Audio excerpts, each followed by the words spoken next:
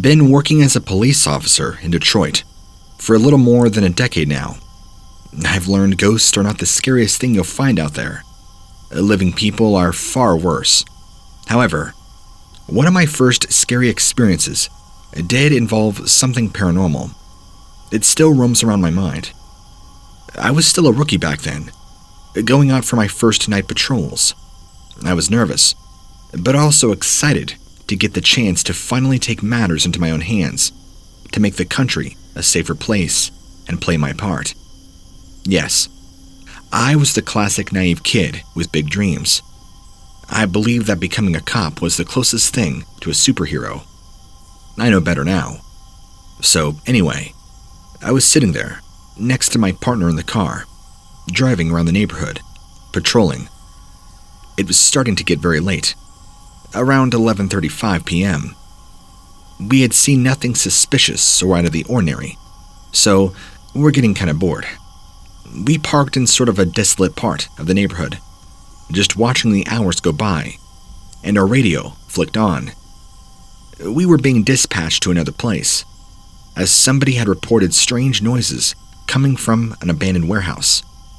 My partner seemed more annoyed. I was ecstatic. Finally, something to do. I was so afraid I would get nothing to do on one of my first nights out. I was willing to check out every corner of that warehouse, even if the noise just turned to be a family of raccoons. So we set to check out what the ruckus might be. We drove deep into the neighborhood. You know how in Detroit, there are some places that were basically just left to rot. Well, the warehouse was located in one of those empty spots. Every house for miles seemed to be in a progressive state of decay. We began wondering who would have reported a noise disturbance in such a place. Nobody seemed to be living near. We got to the place and parked the car. The warehouse was basically just a rundown, barely standing building. The roof was missing in some parts. Most of the windows were just shards, and the walls were blackened almost all around. The doors were so rusty, it seemed that would become dust the moment we tried to open them. But that was not the only thing. The place had a vibe. I don't know how to describe it. It felt like a place you should stay away from. Both my partner and I knew it. He looked at me after taking a look at the building, suggested we both claim we found nothing inside to get out. I felt very tempted, but I needed to know I could handle this job and be a proper officer. It was time to improve myself. So I refused his offer and told him we should just give a quick look around, in case something might be going on inside. He rolled his eyes at me, but reluctantly agreed. We got our guns, flashlights ready, getting out of the car. I immediately noticed the heat. It was an early fall night, so it wasn't exactly cold. However, when we stepped out of the car, I swear, the temperature had risen like 20 degrees. I had to leave my jacket in the car. My partner just took this as another bad sign and insisted on leaving. He was also the very superstitious kind. I needed to just take a look around and felt like I'd truly done my job. We approached the factory, and the temperature was just soaring the closer we got to it, like it was a furnace. I now started to sweat. It felt almost like the heat was coming from the building itself. We got to one of the doors. I tried to grab the handle to pry it open. The moment I touched it, the metal felt burning hot. I cursed, immediately removing my hand. I looked at the handle, and even though it felt like it was red hot, it seemed completely normal. It left faint burning marks all over my hand, and my partner and I were beginning to freak out. He once again repeated, we should just leave the place and call the fire department. We turned around, and were about to head back when we had heard the screams and the pounding. In the blink of an eye, every door and wall was being desperately pounded by what must have been dozens of people, and all sorts of screams and wailings were coming from inside. My partner and I bolted straight to the car, but midway, my hero complex kicked in, completely idiotic. I headed straight back to one of the window openings. As I approached again, the screams got louder. The heat it being almost unbearable. I could feel my eyelashes getting singed. As soon as I got close enough, I looked inside, expecting to find somebody, something that could be making and responsible for all the noise. The building was empty. Just a rundown warehouse with their floors covered in blackened rubble. I got a really bad feeling in the pit of my stomach, so I bolted out without even looking back. I got inside the car, where my partner was very patiently waiting for me. We drove away very quickly. As we got out, and my heartbeat finally slowed, those voices, they still resonated in my head. They were screaming in pain, pleading for help. Of course, nobody took us seriously at all back at the station. Even the fire department got incredibly annoyed when they found nothing. They were sure somebody was playing a prank, and they were not fans of pranks, especially when it involved them wasting their time. But from then on, I was very weary of night patrols, even more so when they involved desolated places, old, dilapidated buildings, where gangs and criminals would go to hang out. After this, I never came across something like that afterwards. To be fair, I have not been to that part of the city ever since that night. I have done some research though, and turns out, around 50 years ago, the place was actually a textile factory that burned to the ground in a very uncontrollable fire. A massive conflagration. A lot of people, unfortunately, did not make it out. The factory was then rebuilt from the ground up, not too long after. I'm sorry I don't know the dates. I believe the screams we had heard were from the ghosts that were left behind. Scars left by the tragic events. I still don't know if that's really what it was, but whatever it was terrified me and makes me feel very sad about all of it. I've worked as an officer in Houston for a few years now, but this is one of the most terrifying experiences I've ever had. This occurred before I was married, and I was working the night shift often. Our police station is kind of small, but we have an honest, hardworking team of officers here. My partner's wife had been expecting at the time. He was there with me till about 10:30 p.m. Found out his wife's water had just broke and began experiencing contractions. So he opted out and got home to be with his wife. There was nobody else left at the station, which was okay, considering there wasn't a whole lot to do anyway. I had my patrol scheduled in an hour, around the block, but I had to finish some paperwork, making sure all my stuff was in order. I went outside, did my patrol, and finished. I didn't spot anything out of the ordinary. It was like that until I was walking back to the station, and the flickering lights caught my attention. The police station has a backup, always active, so that much flickering in the entire building was just weird. But that wasn't the weirdest thing. It was actually a small boy, around 10 years of age, standing with a teddy bear in his hand, facing the building with his back to me. I immediately began looking around. Who would leave a 10-year-old boy here at 1:25 a.m. outside of a police station? My instincts kicked in, and thoughts began swarming my mind. Was he abandoned by parents struggling financially, or mentally? Maybe he was injured. I called out to him, and I started running up to him. He turned around, and just then, the lights began to stop flickering. The boy had brown hair and sparkling eyes. I bent down on my knee and lightly grabbed his shoulders as I appeared to stay calm and inspect him from his head down to his toe, searching for any signs anywhere that he was hurt, as I asked for his name. He explained to me that his name was Tom. When I asked if he was hurt, he shook his head softly. I scanned the area quickly again, but no signs of anybody there. I patted Tom's head, told him to come inside with me. I kept a secret stash of chocolates with me in one of my drawers. I have a bit of a sweet tooth. I opened it up and gave one to the boy. I asked him how he ended up here at the station. He was breathing rapidly and sweating a lot. It was very concerning. He kept on looking at the sides as if he was expecting someone or something to jump right at him. He heaved a sigh and then motioned for me to come closer, as if he wanted to whisper something. He was a kid, so I thought sure, why not?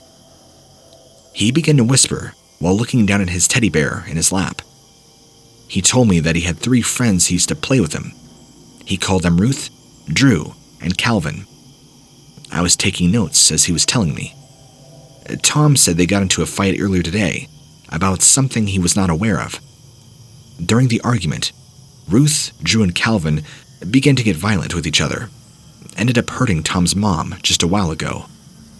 Calvin disappeared soon afterwards and said that he would come after Tom and whoever he'd call for help. Ruth and Drew helped Tom get to the police station to get help for his mother. As you'd expect, it was clearly a child's tale with no realistic element, but still, I tried to go on from what he had told me. I had asked him to describe how his friends looked like, Calvin especially. Tom said that he couldn't do that. Even if he described it to me, adults could not see them. That was the point when I was sure the kid was just playing around, and it was just his own invisible friends he was talking about. I put down my pen, asking the boy where his mom was. Tom started to cry and said he already told me she needs help, and I was not listening to him. I asked him how I could help his mother. He said he'd show me the way to his home. I thought, what the heck, that's a good thing. I'd help the boy get back home. So I ruffled Tom's head, told him to lead the way. He grabs my hand, and both of us began to walk fast, with Tom leading me. We took a few turns and went on the 48th Street, when Tom ran inside a house and told me to hurry up. Drew said his mom didn't have that much time left. I didn't know what to do at that time, but I thought there was no harm in just checking out the house. I thought I could talk to his mother and tell her about his late-night adventures, and she definitely needs to put a stop to it. As soon as I stepped in the house, I immediately recognized the irony smell of fresh blood. I take out my weapon, get in stance, being ready to fire. I announced myself, and that whoever was in there should get out with their hands above their head. But there was nobody. I heard Tom calling me again from the distance. I rushed to him, found him bent over a woman's body in a pool of her own blood. Tom wasn't crying, but he was looking at me, pleading with his eyes to help him. I radioed it in right at that moment and checked her pulse. She was still alive, but barely. I called 911 too, and within a few moments, the woman was on a stretcher, on her way to the hospital. When backup was there, we searched the house and nearby area, but nothing suspicious. No signs of a forced entry, no signs of fight or struggle or anything. The woman had a cut on the back of her head, as if she had fallen and hit her head against a shelf or something. Still, no shelf could have given that sharp and deep of a cut. We never found out what happened, really. The woman recovered. She said she didn't remember anything, really. Tom stayed to his earlier count, which wasn't really helpful, but very creepy. I'm an officer here in the Philippines. I would like to share with you my very own story. I'm stationed in a small town in the island of Mindanao. It was a small town with very few residences. It was a quiet and peaceful place. Only a few cases of criminal activity are even reported monthly. On the night of November 1st, 2005, we received a rather peculiar case. It was about a sighting of some unknown entity near a local cemetery. Usually, the cases that we get are robberies, street fights, and once a month, we'll get a murder. But once in a blue moon, we'll get a case about something supernatural. Now, before the prior sighting of the unknown entity, 7 children between the ages of 5 and 9 have now been reported missing in the past few weeks. It was a case we have no leads on, nor any clues, except that they mysteriously disappeared near said place, near the cemetery. They were part of the families that lived near the cemetery. In the Philippines, kidnappers are notorious in some places. They would take children who look healthy and would sell their organs, and maybe child traffickers. The timing was also in line with All Souls Day. We Filipinos are superstitious people, so the town people were quite alarmed about the incident. The entity that was linked to the missing children, and as soon as the word got out, many believed the culprit was none other than this mysterious entity in question. Many experts in terms of the supernatural claims that the entity was eating the young souls of children. Many people swarmed the precinct, requested a very active investigation. I was one of the dispatch police assigned to investigate said case, just to show that we listen to the people, and also maybe we'll find a clue of this time who's behind it, the real culprit behind the missing child. Personally, I don't believe in all of that. While I do have a strong faith in God, and I'm a Christian, that's it. Anyway, it was now the next morning, November 2nd, 2005, and the two of us were sent to investigate the scene. When we got there, people are surrounded by the tree beside the cemetery. It was the same entity we had been seeing nearby. By the way, the witnesses claimed that the entity was a maligno, or a malevolent spirit. These spirits live in mounds, rocks, or trees. They described this spirit having long, slender spider arms, a big hairy body, one eye, no mouth and ears, and a long tail. They claimed to try to drag a child inside the cemetery at night, the night of November 1st. This is the spot where it happened, and people are scarce. We already tried to talk to the child, but the parents won't let us say they are adamant on keeping their children inside. This is why they surrounded it with salt, and anyone beside a family member was simply not allowed to enter. We had gone to the place where it happened. After looking around, we couldn't find any clues. We stayed and surveyed the area. We went back at noon, after finding nothing. Then, when 7 p.m. struck, we received yet another call that the entity showed up once again. So, me and the other officers went there and found people panicking. It was All Souls Day, so people were visiting the grave of a family. During the incident, people were pushing each other, causing injuries. We got to the site where the entity was seen, and there were people pointing towards an old tree.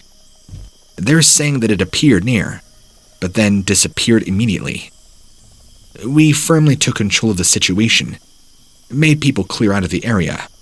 The town officials also showed up, and were notified. They helped people calm down. Me and other officers split up to try and find clues. Perhaps this could just be a prank. I went towards a less populated area, or a place where less gravestones were. It could be where the culprit would run to, I thought. I was carefully advancing when, all of a sudden, I saw a shadow in my peripheral vision in my left eye. Immediately, I turned towards it, but there's nothing, and I felt something tugging my leg before falling forward. I was caught off guard and easily losing my balance. I hit the ground hard. I was able to use my hands to stop myself before my face hit the ground. I was about to stand when I was dragged by my left foot quite hard. I could feel my feet being clasped by something big and rough. I could feel the texture beneath the cloth, and it hurt so much at the moment. My heart was racing, and my thoughts were jumbled. I couldn't explain it, but at that moment, it felt like I was in a sleep paralysis. I felt so much negative energy, I couldn't move. I knew this wasn't normal. I was aware of my surroundings, but it felt like something heavy was on my chest. At the time, I knew I had simply encountered the maligno. I felt like I was dragged for a long time when suddenly I woke up and found myself lying on the ground. I was unresponsive towards whatever happened prior, just staring blankly at the sky. I still remember that I have no thoughts at the moment. I tried to stand, but found myself unable to. My left foot was bruised and swollen. Again, at the time, I knew it hurt. I could feel it hurting, but my mind was unresponsive. After not being able to stand, I sat on the ground like I was mindless. It didn't take long before I felt normal again. I didn't know how long I was sitting there. I don't remember.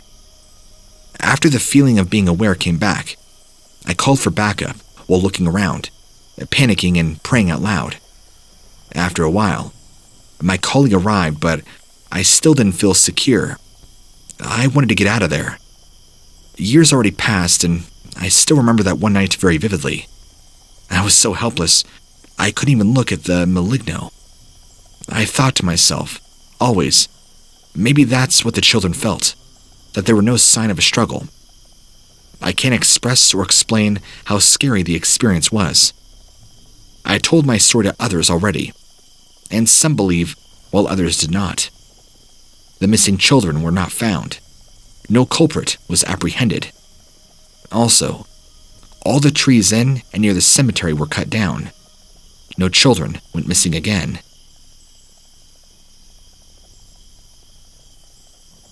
I've never believed in God. It was all too convenient for my liking. The songs and the stories were all wrapped up in putrid desperation that made it hard to believe a word of it. Who would ever come up with such an idea as a divine being that cared equally for 7 billion, not excluding those long dead and waiting to be born, of his children, was doing nothing more than shouting into the void or begging for therapy? At least, it sounded that way to me.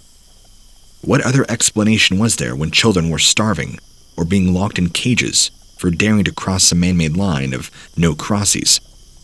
How was I supposed to believe that famine and diseases were trials brought to pass by a benevolent being, while people bombed and gassed and starved and enslaved in the past?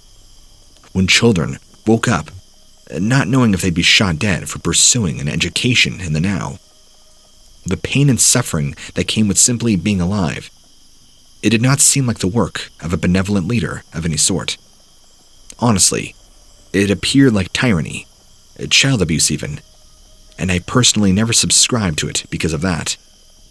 While not believing in that also came the belief of not believing in ghosts, not believing in an afterlife of any sort, and being absolutely tickled pink by the idea of inherently nasty, chronically evil beings, demons. If I could not believe in the absolute good, that old woman ensured me existed in a God nobody had ever seen. I wasn't sure why they thought they could convince me of the absolute evil that was, supposedly, too heinous to comprehend, but also no match for the goodness that was comprehensible. It did not make a lick of sense, and so, as a result, I left the church before my voice finished deepening and invested my time and effort into something that could, I feel, make a difference. I donated my time and my money in an attempt to help the helpless, instead of waiting for some fabled, generous deity to help them in my stead. And, when I was old enough, I joined the police academy in an attempt to actually make a difference. Sure, I smoked, I drank, I indulged in women and men. But when bad things came, I was the first guy people called out to for help. I like to think that if a God does exist, he's simply been playing hooky these past few 100,000 million years. Anyway, me being too nice is pretty much how I got myself into this mess. I was working the night shift on Saturday, Randy's Saturday night shift. And just so we're clear, I was never meant to suffer this way. Because of my worsening eyesight, I was pretty much removed from the nighttime rotation in an effort to avoid having a half-blind cop having to chase some speeding dipwit down a half-lit Kentucky highway. If not for the fact that Randy's wife had suddenly gone into labor, I never had had my faith shaken. You see, it was halfway through my shift. My eyes felt like they were full of sand at this point. My partner, whom I'll call Vanessa, suggested we stop for a coffee, calling me 100 variations of old all the while. But before we had the chance to pull into the only open establishment within a 6-mile radius, McDonald's, of course. The radio began kicking up status and a report of domestic abuse. Apparently, neighbors were having a barbecue, and they had heard the woman that lived in the house to the left screaming bloody murder. When they'd gone over to check on the woman that lived there at the house, things had gone silent, and they'd been left standing at the door, talking to nobody at all. We pulled into the neighborhood in record time, leaving the car with our hands already hovering at our belts. The door easily gave beneath our combined force. When the sound ceased its echoing, I led the way into the house, darn near holding my breath as I tried not to make a sound of anything. I'd been in graveyards with more life and stillness, and it also made me nervous. Civilians had not reported gunshots or slamming, unless he strangled her. There was no sign he'd killed her at all. What made me most nervous, though, was the dust that coated the counters and furniture. It was so thick, I could draw it in. There was no evidence that anybody at all had been there in months, which meant that we'd either been set up for the neighbors, who were delusional. Vanessa and I combed the house from top to bottom, searching very carefully for signs of struggle, and when we found nothing, we headed back to the front. Our shift was nearly over at this point. We did not have the energy to press for details. A door swinging open to my left gave me a moment's pause. We'd been so sure to close each door behind ourselves, as it was the first thing we learned in police academy. To always be hyper-aware of your surroundings and alert. You never know when things may turn awry. I was quick to chalk it up to something loose in the hinges. Vanessa shuddered and went for the rosary she kept in her front breast pocket. She held it so tightly, it was nearly convincing. Almost. Maybe the snorting was unnecessary. Maybe. Perhaps if I hadn't chosen to be such a pig about being an atheist, that thing wouldn't have wasted its time. But I was. So it did. A whisper that ran cold down my back seemed to lock up my ear with 4 words that made my entire body run cold.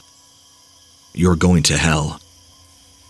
I don't know who was faster on their way down the stairs, me or Vanessa, but at some point, I was dragging her after me and into the open air.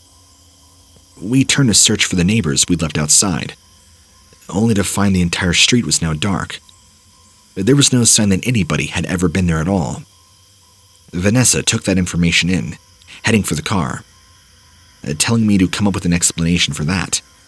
And honestly, to this day, I don't have one. I feel a little more open-minded after this event, and maybe, as time goes on, I'll come to know the real truth. Perhaps my judgment of things in life is not all that accurate, given this new experience.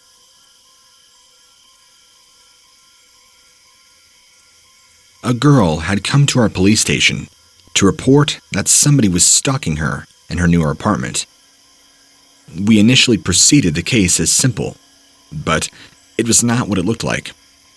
She had moved into her apartment only 2 weeks prior. It happened when she was actually looking for a new apartment to rent into. When she surfed online to find one, there was this one place, ready to move in, but the price was lesser compared to the area where it was situated. It seemed very strange considering the area was very active, and all the other places around were much more higher in rent. Although looking at pictures, she could not tell that from what she was seeing. She contacted the number given below the advertisement. The person on the other side was a broker. She had visited the building 2 days after said phone call. According to the statements given by her, after the call, she used to get blank calls late at night. Every night, early morning, 2 to 3 a.m. This continued on for 2 days.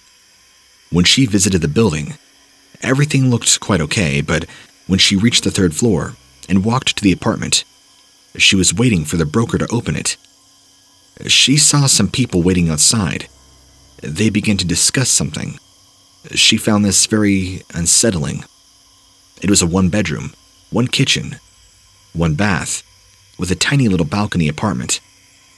She noticed some trash and dirt, but Other than that, it was fine. The trash and dirt she had mentioned were in the hallway leading into the apartment, not actually inside. A month later, she decided to move into it, and 15 days after that, she moved in. The movers who were helping her were saying that the apartment had felt cold and uneasy. The same night when she was done with her shift, she had come back to her new apartment and claimed that there was shadows moving around. There was this unnatural darkness resting in the corridor of her apartment. The next day, when she stepped out of her apartment building in the morning, there was also a package with her name on it. She put it inside, went ahead to the office. Later on, when she went down to the building and came back, she had gazed up at her balcony, having the feeling like somebody was watching her, standing up there. As she ran up to her apartment, she felt like somebody was around. She got there and the door was slightly open. She reached into her bag quickly to pull out the pepper spray. However, upon searching the entire apartment, nobody was there. The night when she came back home, she had ordered some food out because her kitchen was still a disorganized mess. Her doorbell rang, so she stood up, walked towards the door, and before opening it, peeked out through the peek hole and saw a man standing out there whom she did not recognize. He was in all black, and his face was somewhat concealed. When she asked if it was the delivery, she got no response. This scared her. He kept ringing the bell and then pounding on the door. She did not open the door but stood behind the wall with a large baseball bat in her hand. After a few minutes of this man knocking and the doorbell, it eventually stopped. After waiting a couple of minutes for things to stay quiet, she again peeked through the hole, and he was now gone. Her phone had kept ringing all night. It was from a private number. She feared picking up the call would be one of those scary episodes, where the man was just breathing into the phone, but she refused to pick it up. She immediately turned her phone off, and all the lights of her apartment. She could see the corridor lights were moving, as if somebody was pacing up and down the hallway. The doorbell kept ringing again, and she assumed it was the same creep from earlier. She looked through the hole, but this time, it was actually the delivery person. She was so scared, she just gave him the money through the closed door, passing it underneath, and told him to leave the bag there, and thanked her. She opened the door, and there was nobody. She picked up her food and brought it inside. The night then went by again. However, after that night, things kept happening. Like one time, all her plants in her balcony were smashed out of nowhere. The flickering lights, someone knocking in her door at all hours of the night, pounding on the door, ringing the doorbell, the feeling of being watched and followed wherever she went. She often claimed she did not feel alone in that apartment, that there was a very uneasy presence. After hearing all of that firsthand, we checked on all the CCTV cameras around the area, specifically around her apartment building. Even going back to the exact day and time she claimed that this happened. While we saw her peeking out of her door multiple times on camera, we saw nobody in the hallways, nobody standing by her door. We did see the delivery man stop by and take the money from underneath the door, dropping off her food and walking away. But no other person, not the way she described. We managed to talk to DoorDash and the delivery person who worked for them about that night. He told us a very different story. He informed us that he had kept knocking for about 10 minutes, but nobody answered, which I have to say is quite a feat for anybody working for a small online food delivering service, that you'd stay there for 10 minutes knocking a door and not just dropping off the food. That was suspicious already. But he claims that a woman finally opened the door and took the food, since it was already paid for online. She never paid him in cash. If the woman is saying she paid in cash beneath the door, then who is the person delivering the food? We showed him her photo, but he denied saying that she was not the woman who ordered the food. And in fact, we showed him the footage. The delivery person wasn't even him. We also showed the delivery person's photo to a woman she accepted saying it was him. She recognized him right away, but he did not recognize her. Besides, he testified he never saw her. We decided to give a visit to her apartment once more. Everything looked ordinary, but the apartment again was unusually cold. There felt an uneasy feeling when you'd walk in. When asked about it, the woman answered that there's a draft coming through the apartment, that she cannot figure out where it's coming from. All the seals of the doors and windows were functioning as intended, but the draft seemed to be coming from the balcony. Once inspected, nothing was ultimately found. We did hear strange tapping in the walls, but nothing that couldn't be pinpointed to probably mice or rats. All other CCTV footages were okay. No culprit was found. We asked her to call the station again if she ever found herself in a similar situation. We did not hear from her for about 2 more weeks, so we had visited her apartment. It was locked. We asked the family living beside the apartment about the woman who had lived there. They both gave each other strange looks. We asked them to tell anything they know. They kind of hesitated, but after much discussion, they told us something very weird. They claimed that about 5 years ago, a girl used to live there alone, and one night, her ex-boyfriend had entered the apartment through the balcony, physically assaulting her and leaving her there. After 2 weeks, when the apartment started smelling foul, they informed the upper heads, and they checked. They found her dead. Police caught the man and he was sentenced to prison. A beautiful young lady had come to rent that same apartment only a few weeks later. She got in and never saw them again. This same incident had occurred several times after. Multiple women, actually, all moving into that apartment, months and months at a time, and disappearing. After checking details about previous owners, the owner before this woman was a woman in her 40s. When we put all the photos in front of the delivery person, he picked up the photo of the woman in her 40s. However, according to everybody in that building, this woman disappeared weeks after she had moved in. That now was months ago. And according to an elderly lady who lived across this mysterious apartment, this apartment sends the residents to a different dimension where they keep on living their life, but we've taken what she said as a grain of salt. Everybody can have their own crazy theories. Either way, as just something personal and not professional, I will say this. There's definitely a crazy, creepy feeling when entering that apartment. There's something going on.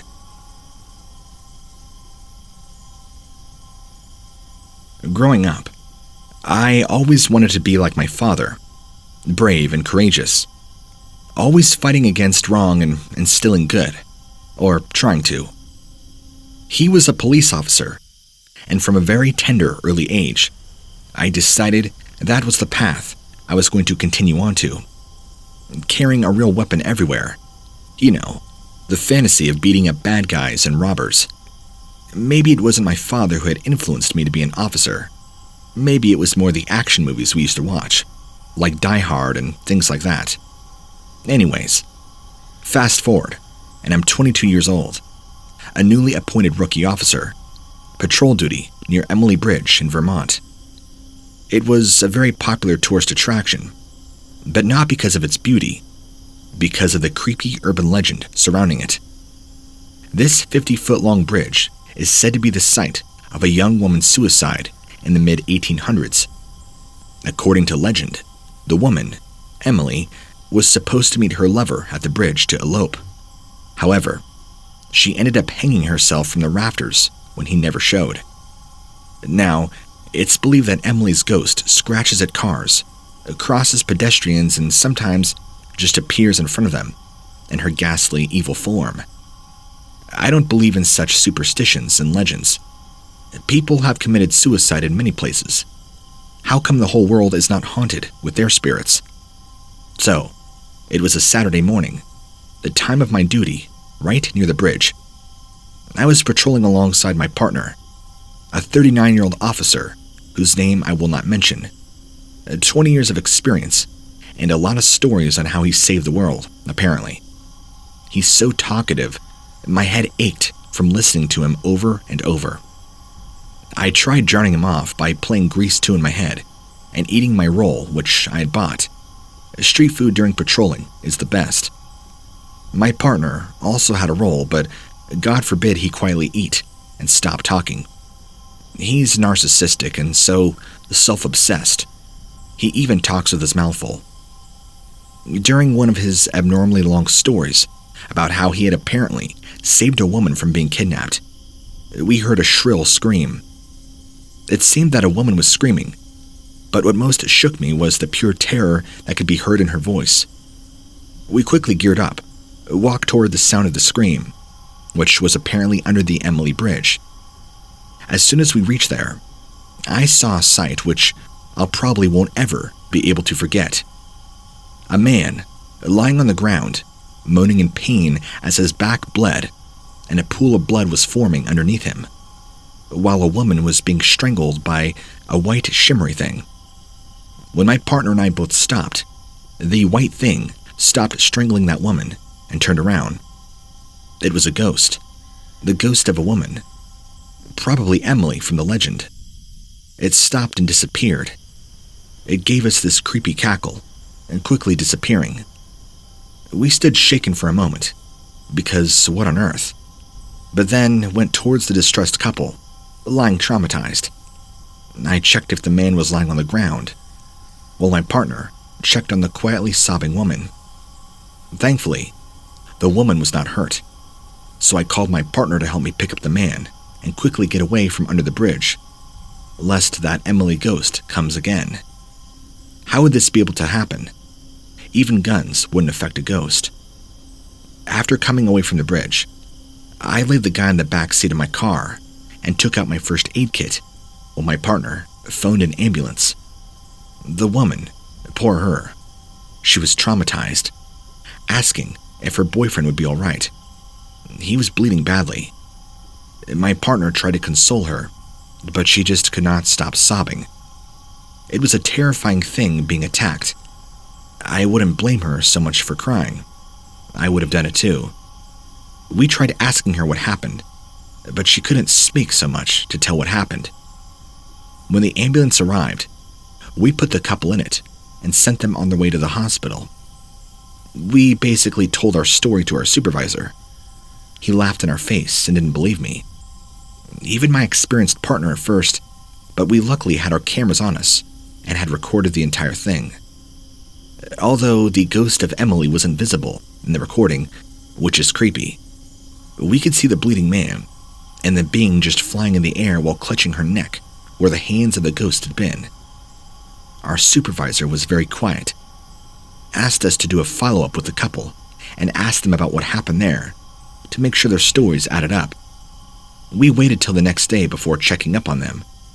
You obviously need some time to accept what happened and come out of that traumatized state. The next morning, we left for the hospital where the couple was currently in. We asked them how they had been and if they were feeling better. They were better physically, but emotionally, they were still dealing with the repercussions of what happened.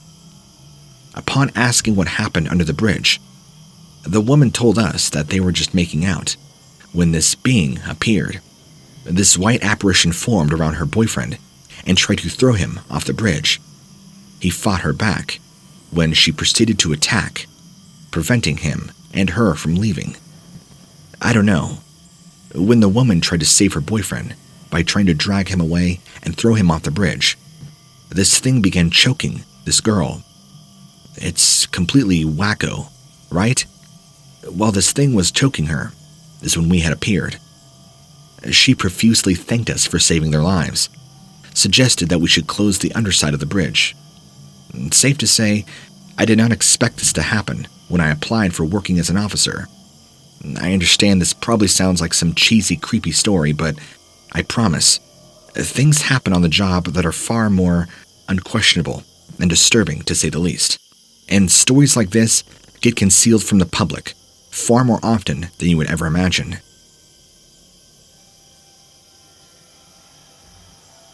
I was doing my night shift, around 4 or so in the morning. It was calm, nothing out of the ordinary. The most extreme things I'd see would be burglars and thieves, and sometimes we'd even have to break a fight between teenagers. So, I was inside my patrol vehicle, and suddenly began seeing a weird shadow. I'll describe it to you the best I can. It was tall, its arms and legs abnormally long, but shadows just get distorted. It's a game of lights, and the street lamps will make things look odd, especially at this time of night. Everything was silent, too quiet, and perhaps I was distracted. I look at the source of the movement. Don't ask me why, but for some reason, I thought it was male. I just knew it. The truth was that I saw nothing. The corner of a building blocked my sight, and I could not see the source. So, I just moved the car towards it, only found an empty street.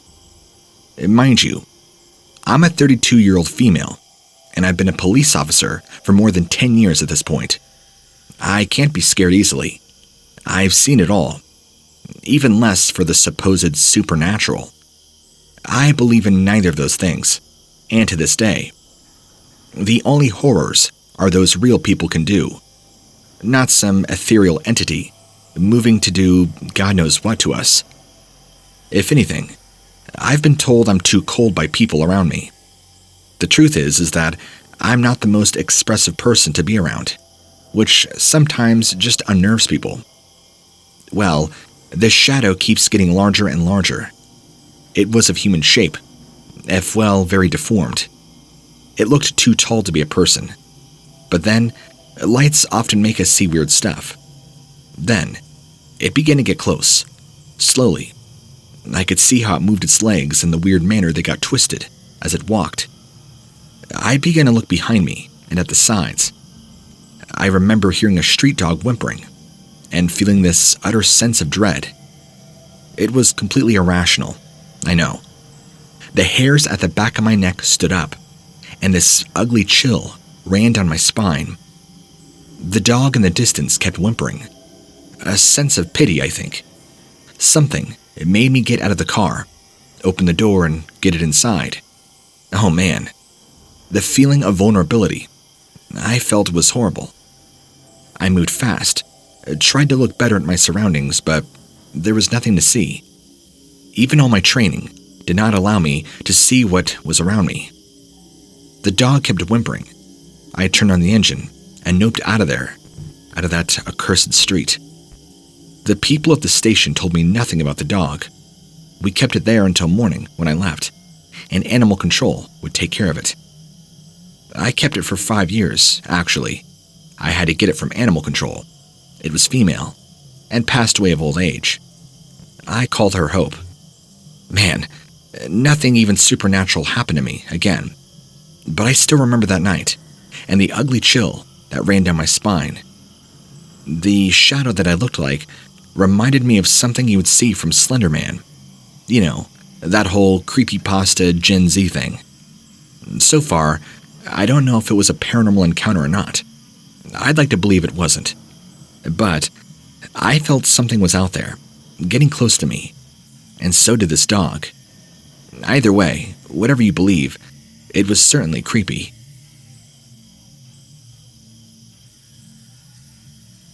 My dad worked as a cop in a small town here in Montana. Nothing really out of the ordinary. Just burglars and kids playing pranks. Domestic violence stuff. Yeah, that was ordinary for him. As my siblings and I grew older, we learned some pretty unnerving stuff about people and our neighbors. Some people are just evil. No justifications necessary. My father is a very no-nonsense kind of man. He's also an atheist and very skeptical about things like the paranormal, especially considering most of the crap he's had to deal with involved real-life humans or animals. But there is one situation he never got cleared up. There are lots of abandoned houses where we grew up. My town definitely saw better times in the past. There were some pretty elegant buildings left to decay. Kids would play there, urban exploration, and there were a few emergencies concerning drug dealers and gangs. Mostly calls from scared neighbors or people who saw weird stuff. One night, and my father is sent with a partner towards an abandoned place because a kid and an elderly woman saw a witch man dancing to a fire in the backyard, apparently. He thought it was either a druggie or some sort of gang activity. It had to go. The worst is that they can only find it would be local kids lighting up a bonfire, and they'd have to stop them and make them douse out the fire before things got out of control. So, they met a bunch of neighbors complaining about the noise and lights, and everybody kept talking about the witch man.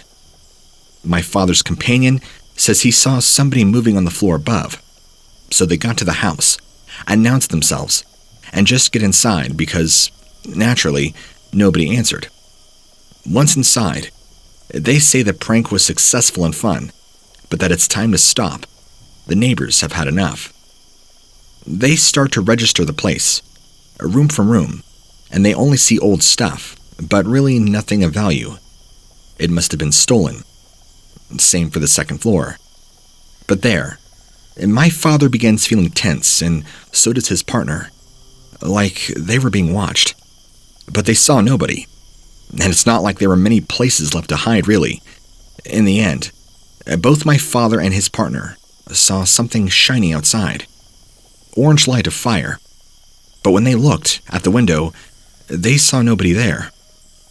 They talked to the police station via the radio, hearing more complaints about the noise, but nothing else. Both walked around the garden and saw nothing. That's what they told the worried neighbors. It was not until they reached the station that they saw the people they were giving them odd looks. A lady from admin later showed them an audio recording.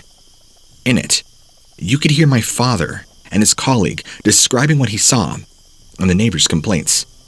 Yelling noises in the background from an angry man with a very deep, raspy voice. The noises were slushed and weird, but it said something like, "Get out. This is my place." They received a few more emergency calls. Nobody ever found anything really relevant. To this day, my father, who, I repeat, is still a firm non-believer, still feels rather creeped out when he remembers on that event. I've been a police officer now for 30 years. It has its times of being a challenging job, but as any other, you'd expect it to be hard. But it's always something I feel I can handle. Only one time did I ever think about quitting, and that's when something impossible had happened to me. My mind and my common sense have always kept me sane, even through any possible situation in life. I'm a reasonable individual. I never believed in ghosts or the supernatural. I firmly believe people who make these stories up, believe in them, are truly insane. I'm also an atheist for the most part, and have been for most of my life. After the events I'm about to tell you about, I really changed my belief in God. I'm now 100% sure God exists, or at least some form of higher power that's out there, controlling everything behind the scenes. Let me tell you my story. One day, I was working the shift in the office. I was called out to check upon a house. Some people passing by claimed they saw something inside. They were concerned about a few squatters causing trouble. Everybody knows the house I was supposed to check on had been abandoned for at least over 10 years. It's in a small area, on top of a smaller hill. It's only about a 20-minute drive from the last house in the street. Sounds creepy, but it's not one of those. It just never got finished, and it's often been a problem area for squatters. There have been numerous drug deals there too, that we've had to deal with. It's got very modern-style architecture, and it's quite ahead of its time, honestly. It's got a long road leading up to it, and a very large, unkempt front yard. I will never understand why they built the house exactly in that place, and why they left it to just fall apart. I think it was something like the owner had committed suicide or something. I don't remember. One more thing that I always wonder is why the house was never vandalized. Yeah, we've had drug problems there and drug deals and even some minor gang activity. And of course squatters, but never teenagers breaking in and spray painting stuff. I don't know. But after being there several times in the past, that whole property has a very weird vibe to it, like an unwelcoming vibe. So, when I got called out there, I knew that I wouldn't see anybody there. The kids were probably just drunk or under the influence of a horror movie they had just seen, imagining seeing somebody in the house, or they really were seeing squatters. It was my job to go check it out and report if anything was truly out of order. While I was approaching the front yard of the house, I had that strange feeling again. Something was going to happen. That gut feeling telling me I should turn around and lie about even going to the house. I brushed it off though. Nothing was going to happen, obviously. Coming closer and closer to the house, I realized just how quiet it was, eerily quiet, and how nice the house was still, on the outside. I got out of my vehicle and began to scout around, seeing if there were any signs of squatters or people breaking in. I saw nothing. Everything looked fine to me. I began to turn around and start to head back, but noticed the front door was wide open. Something I had not noticed right away when I pulled up, because I was so busy looking around the sides of the house. I walked up the long driveway, up to the steps. The house had a very smelly, musty odor. The hallway was empty, and all I could hear was my own breathing. I went into the room on the first left. It was the kitchen, also empty.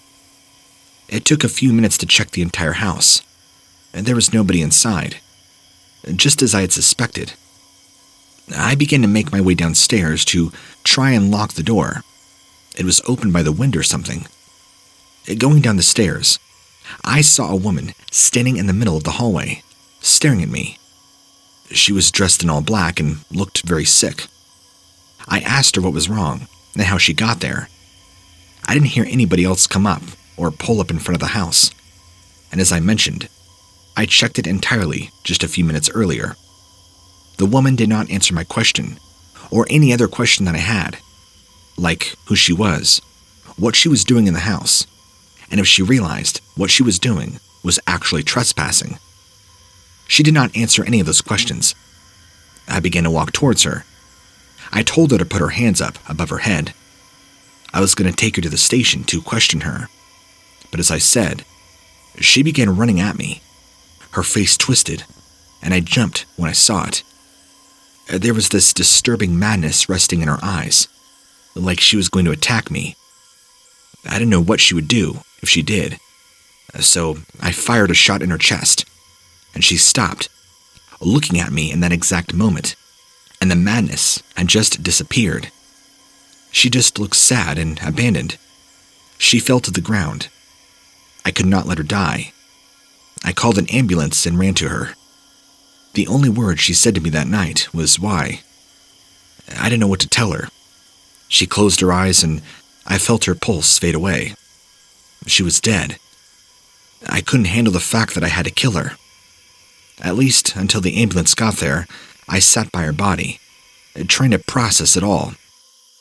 After two of the most agonizing moments in my life, she began breathing again.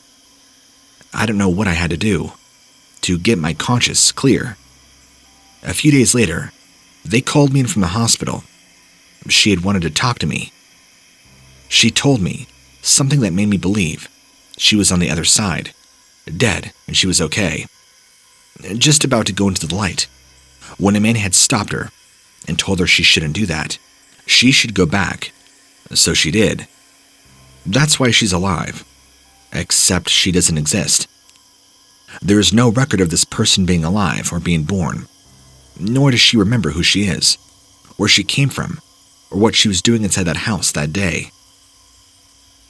And yet oddly and disturbingly, she knows very personal details about my life, and said that me being called there that night was by fate and destiny.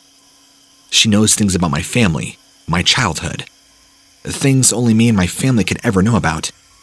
And yet, after being subjected to a polygraph test, she truthfully and honestly has no recollection of her own identity, or her past, but somehow claims that she knows everything about me, who I am, and how we were meant to be reunited.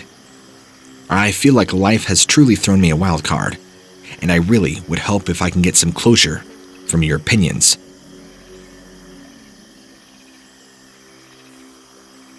To give you some context before telling you my story, I used to work as a police officer. I'm from France, so that's where all of this takes place. I quit the job about 5 years ago. My mother's health was declining fast at the time, and I needed more time to take care of her. My mother passed away, not even a year after that, but I've not returned to the job to this day. I don't plan on going back at all, partly because of the weird things I'm about to tell you about. I was out one night, and the person I was with, well, we were not the best of friends. I felt like he was too aggressive and rude with people. Not the type of person you want to have a power over others. I'm basically saying that he was a prick who thought he was better than everybody, and everybody made sure to abuse his position of power whenever he could. Nobody really liked working with him. He was every bad picture you could want to paint. Sexist, racist, very homophobic, and a narcissist. Imagine how he acted around me. I knew that he despised me. It called my life choices disgusting multiple times. This might sound really strange, but I feel like everything he said was questionable or downright awful. Sometimes it was his glass falling off the table and breaking. Sometimes it was his car alarm going off. And sometimes there were random noises around him, like random screaming. This one time, we had heard random shots next to us when we were investigating a robbery, and he couldn't help but say some horrible stuff about the black woman and her child living there. I really don't know how to explain it. It's like something was following him around and bullying him. He completely ignored it though, pretended like we were just imagining things. There was no way he didn't see it. It wasn't karma. It was something bad, like an entity. I knew that it made all of us feel uncomfortable and kind of scared in some way. It was freaky. And that one night I was working with him was the most confusing night of my life. He was exceptionally grumpy that evening and made sure to show me throughout our entire shift. He kept on complaining about his family, his neighbors, and our colleagues and gossiping to my face. I tried my best to ignore him, but it began getting out of hand. He was really starting to piss me off. Throughout the night, there were several small incidents that happened. Some small and not too worrisome, but some were really scaring me.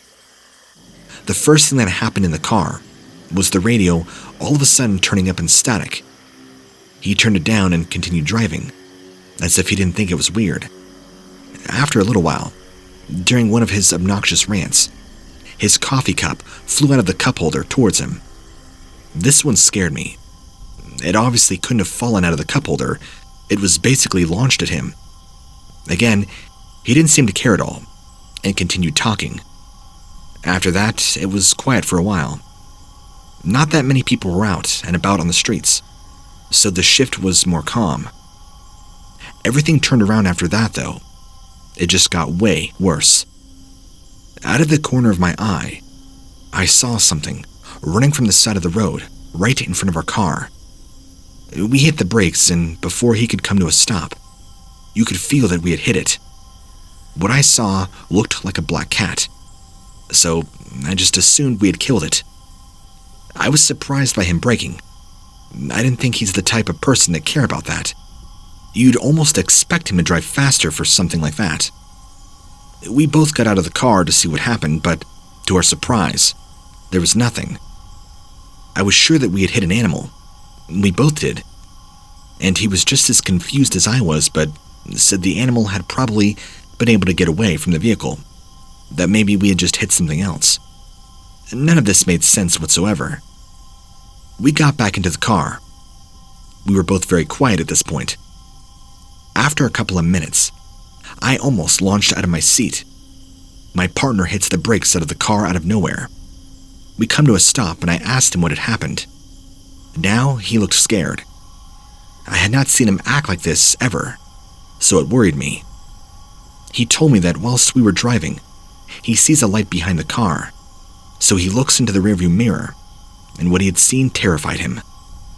In the back seat of the car, according to him, was a woman, dressed in all black.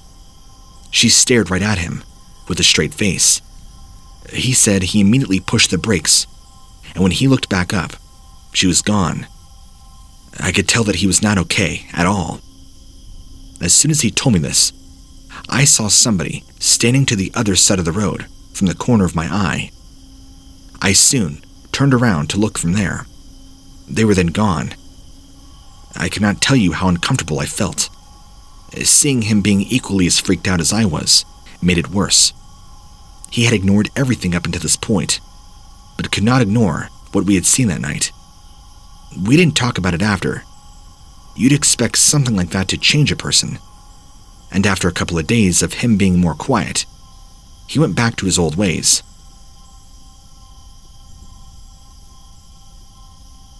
I've been an officer in our small town since, well, before I can even remember. But I have never experienced something quite similar to what I did last week. I don't believe in the paranormal or anything of that kind. I never have. But the logic I have been raised to apply cannot begin to explain this. I have never quite seen something as strange. I'm not sure if anybody else has either. You see, there is no rational way to try and explain it or even make it sound plausible. But please, bear with me. I need to tell you the story that changed my perspective on my life. At around 8 p.m., we had gotten word from dispatch about a dispute taking place between some college kids. Apparently, it had begun as a minor disturbance and soon turned into a full-fledged physical fight. The scene was a good 1-hour drive, even if we drove like NASCAR racers. It was taking place at the literal border of our area of jurisdiction, so I was sure that we were going to be plenty late to the party. No other units were available at the time either, except for us, so we got moving. This is precisely why cops get a bad rep for always being late, you know. The units nearby are always busy with something for some reason. Gene, my colleague, and I drove as I sat in a seat beside him, looking out the window and listening to my growling stomach. I hadn't eaten lunch that day due to work, and I'm not somebody who can go a long time without eating. At around 8:30, still a rather large distance away from our destination, we stopped at a drive-through sandwich place that had come our way. We were going to be late anyway, so stopping for a few moments couldn't possibly hurt. I would not have been surprised if the fight was already over by now, and everybody had just gone home, or to the hospital, or whatever. I unwrapped my sandwich as Gene resumed the drive. He only had bought an iced coffee, despite me telling him to grab something to eat while he had the chance. He had been with me and had not had lunch yet either. My guess was he was not hungry. Anyway, there we were once again, driving through the empty road in silence. The road had thick trees on either side of it, and completely void of people. It was pretty peacefully, actually, minus what had followed. At around 8:50, I noticed something weird, out of the ordinary. The road had been straight all this while, but somehow we passed the sandwich shop that we had bought our stuff from once again. I pointed this out to Gene, who stopped and checked. Yes, we had been driving straight on a straight road for the last 20 minutes, and somehow traveled in a circle. It was that very same sandwich shop. I told him to put it on his GPS, if he doesn't know the way. He reluctantly did, swearing that he had been on this road multiple times, and confidently knew the way. Once again, we left the shop behind us and continued the journey. I was rather observant of the outside this time, so when the long road lined with trees opened up to reveal the same shop, I couldn't believe my eyes. Gene had noticed it too, and pulled over. He checked his GPS. Sure enough, we were again back at the same place. I couldn't understand it. even I had driven on this road before, and it was not, and I promise, a circular path in any way. Something wasn't right. As he mumbled in confusion, I explained to him, "Please, let me drive." Now, it was 9:10 p.m. already, and he then repeatedly coming back to the same spot. This was not helping us. Looking carefully at the GPS on his phone in front of me, I began to drive, even though I paid as much attention to the road in front of me as I did to the GPS route, showing me a straight path to the destination. Somehow, we ended up by the shop yet again. I started freaking out. What is happening here? I looked at Jean, who was clearly as disturbed as I was. I couldn't just radio into dispatch and tell them we were going through some sort of time warp. They think we're high or on drugs or drunk. So, I had to think of something. I got out of the car and went to the owner of the shop. He was an older gentleman, in his later 60s. The same one actually who had given me the sandwich. I told him about the weird thing happening with us and asked if somebody else had experienced it before. He was rather hard of hearing, so I had to repeat myself and raise my voice quite a few times. When he finally understood what I was trying to say, he looked clueless and simply shook his head. I walked back disappointed. The conversation had not been fruitful in any way, and we drove off, yet again, swearing that if the road somehow led us to the shop once more, I'd finally radio for the backup we needed. Keep in mind that I was plenty creeped out at this point, and so was Jean. This time, however, the road lined with trees and went on for longer and did not lead us back to the same point. When I saw the connecting roads branching out from the one we were on, I felt a sigh of relief coming on, like I had never had before. Granted, we reached our scene by 9:50 p.m. and did not see a soul, but honestly, I didn't care. We had somehow been driving a circle on a straight road for over an hour, breaking out that there was more than enough time for me, as Jean spoke to dispatch. I set the location in the GPS for the station, rerouting it, so we didn't have to take the same path. No way in hell was I going to go through that again. As an officer, I have seen many weird things, but I have always been able to somewhat explain it with reason and logic, rational thinking. Strange animals, strange shapes, the paranormal, possessed people, people on drugs, gunfights, you name it. People are strange. However, something like this that feels like we were in the Twilight Zone. I don't know how to describe this. I have looked into this before, and the only thing that comes up is the Mandela effect, which might or might not be part of what I experienced. Either way, it's hard for me to even comprehend and acknowledge that it really happened. The GPS and my memory both are a testament to the linearity of the path we were on. Yet, we had somehow been looped over and over again. Talk about the Twilight Zone. Let me know what you think. I would love to hear your opinion on what you think happened.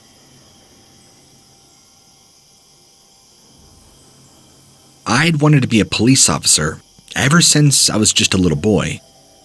I've dressed up for one every single Halloween that I can remember. There simply wasn't any other job that I ever had an interest in. This is probably due to the fact that my own father was a more well-known officer in the LAPD and my role model for everything in my life. As soon as I completed high school, I immediately tried to get enrolled in the police academy, got accepted, and began my training. Recently, I just celebrated 10 years since getting my gun and badge. I've loved every minute of the job, thanks to my father. I've met all kinds of twisted and dangerous deranged people though, but I've never felt scared. Every encounter with them just made my desire to protect and serve stronger.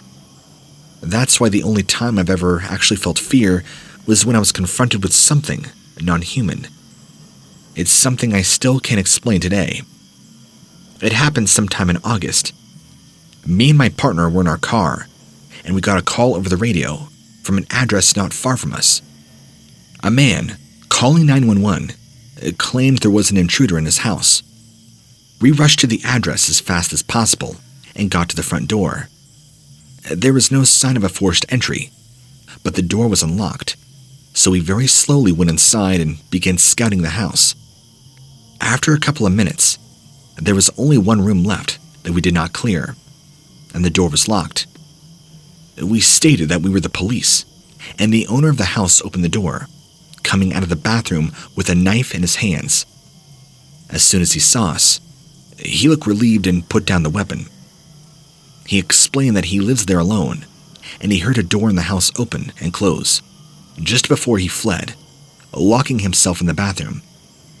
There wasn't really much we could do to help. We looked around for any shoe prints or tracks or fingerprints, but nothing. There was no sign of anybody coming in. We advised him to lock the door and call us again if anything happened or if he saw anything. We were going to head back. That same night, the dispatcher got a call from the same address, and again, it was the same man, claiming somebody is inside the house, trying to break in the bathroom door. He truly sounded sincere and looked worried. This time, the front door was locked, and we had to break in. But after scouting the house again, we did not find anybody inside. Also, no signs of a forced entry either. When the man came out of the bathroom, he was pale and looked rather terrified. After we talked to him again, my partner and I went outside and discussed the situation in private. We were absolutely sure nobody else could have been in the house, but we also agreed he doesn't look like he is making things up, or crazy, or delusional. He was your average 40-year-old man. We concluded that he might be delusional, though, so we decided to go through his medical records to see if we can dig up anything in his past. Perhaps there was a possibility of mental illness. We did not learn anything that would support this idea, but we did find something very strange. This man in the past had reported his wife missing about a week earlier. Police still had not found her. I asked around a little bit. I could not find much. Something was off about all of it. I could not sleep that night, thinking about everything. We had checked multiple records, and after time, discovered that he didn't try to contact the police or anything about his wife since the day he had reported her missing. He was becoming more and more suspicious. So, one evening, I decided to stake out at his house to see if I can find out anything. I parked my personal vehicle nearby and waited. Around midnight, the police got a call again. It was from the same man, claiming somebody was inside. I've been outside his house now for the last couple of hours and was definitely sure nobody got in or out. A little bit after the call, I could see a silhouette walking around the house. I contacted dispatcher. He told them he was hiding in the bathroom. I was completely puzzled and clueless about what is happening, so I decided to go inside alone. Instead of waiting for backup, I was certain somebody was going to walk in the house. I picked the lock and slowly made my way inside, sneaking around. I could hear somebody banging on the door of the bathroom. When I got closer, nobody was there, and the only sound was the man crying in the bathroom. I managed to get him to come out and sat down to talk to him. I assured him that I believe that something is going on, confronting him about his missing wife. As soon as I mentioned her, his expression and demeanor changed completely. He didn't look sad, just some sort of worried, and said that she had been gone now for a while. He didn't get any news or updates from the police. Something was off about the entire situation, but I could not put my finger on it. Not yet. We had finished the conversation. I told him I will come back again to ask some more questions, and began to leave the house. He remained sitting on the sofa. I was almost out the front door when I heard steps behind me. I thought he was following me, but when I turned around, he wasn't there. Instead, I saw a figure in a white dress approaching him. I pulled out my gun and slowly pointed it at the figure. when the man noticed the silhouette as well. He let out a horrifying scream at first. After the scream, I could hear him mumbling something about being impossible, and I heard him apologize. He was screaming that he is sorry. I was completely puzzled. Then, things became even more strange and unexplainable. The figure in the white dress grabbed the man by his neck and began choking him. I began to yell, commanding it to stop, but it did not listen. I took a shot, aiming at the shoulder, but the bullet passed right through it. Now I'm scared and confused, so I mindlessly fired 3 more rounds. All of them ended up going straight through. I charged with my body to grab the person or thing and went through it as well, hitting into the wall. My mind could not comprehend what had happened. I looked up. The figure was clearly a woman. Her face was expressionless and she did not speak. She stood there, choking the man before my very eyes. I could not do anything.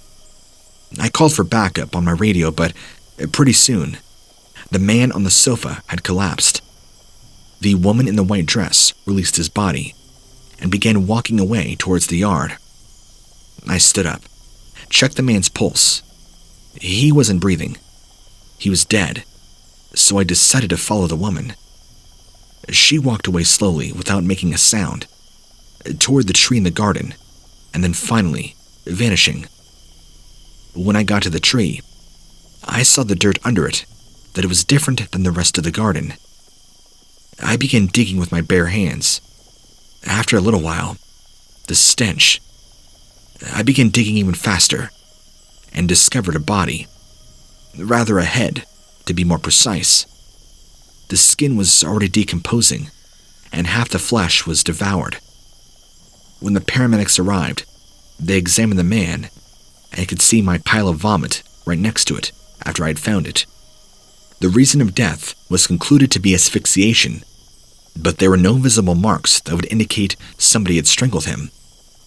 The only thing paramedics could conclude is that he had stopped breathing. But I know what happened. I don't know how it's possible, but I am certain that the ghost of his dead wife I sound so ridiculous even typing this out, but the ghost of his dead wife that was buried in the yard came back and had its revenge. For the rest of the police and doctors, this man's death will stay a mystery. I will not say what I saw. I would have my badge revoked and be sent off to the loony bin. Nobody would believe me. But after this, I believe that paranormal and ghosts are very, very real.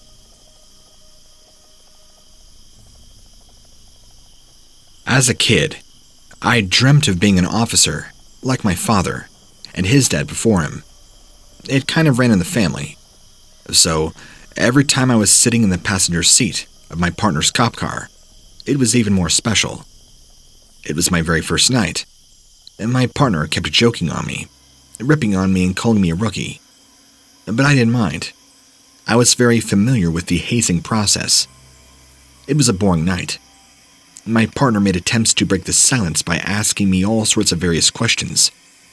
Other than that, it was silent. Not much was happening. We looked around for somebody to apprehend, but to no avail. So far, not much of a first day.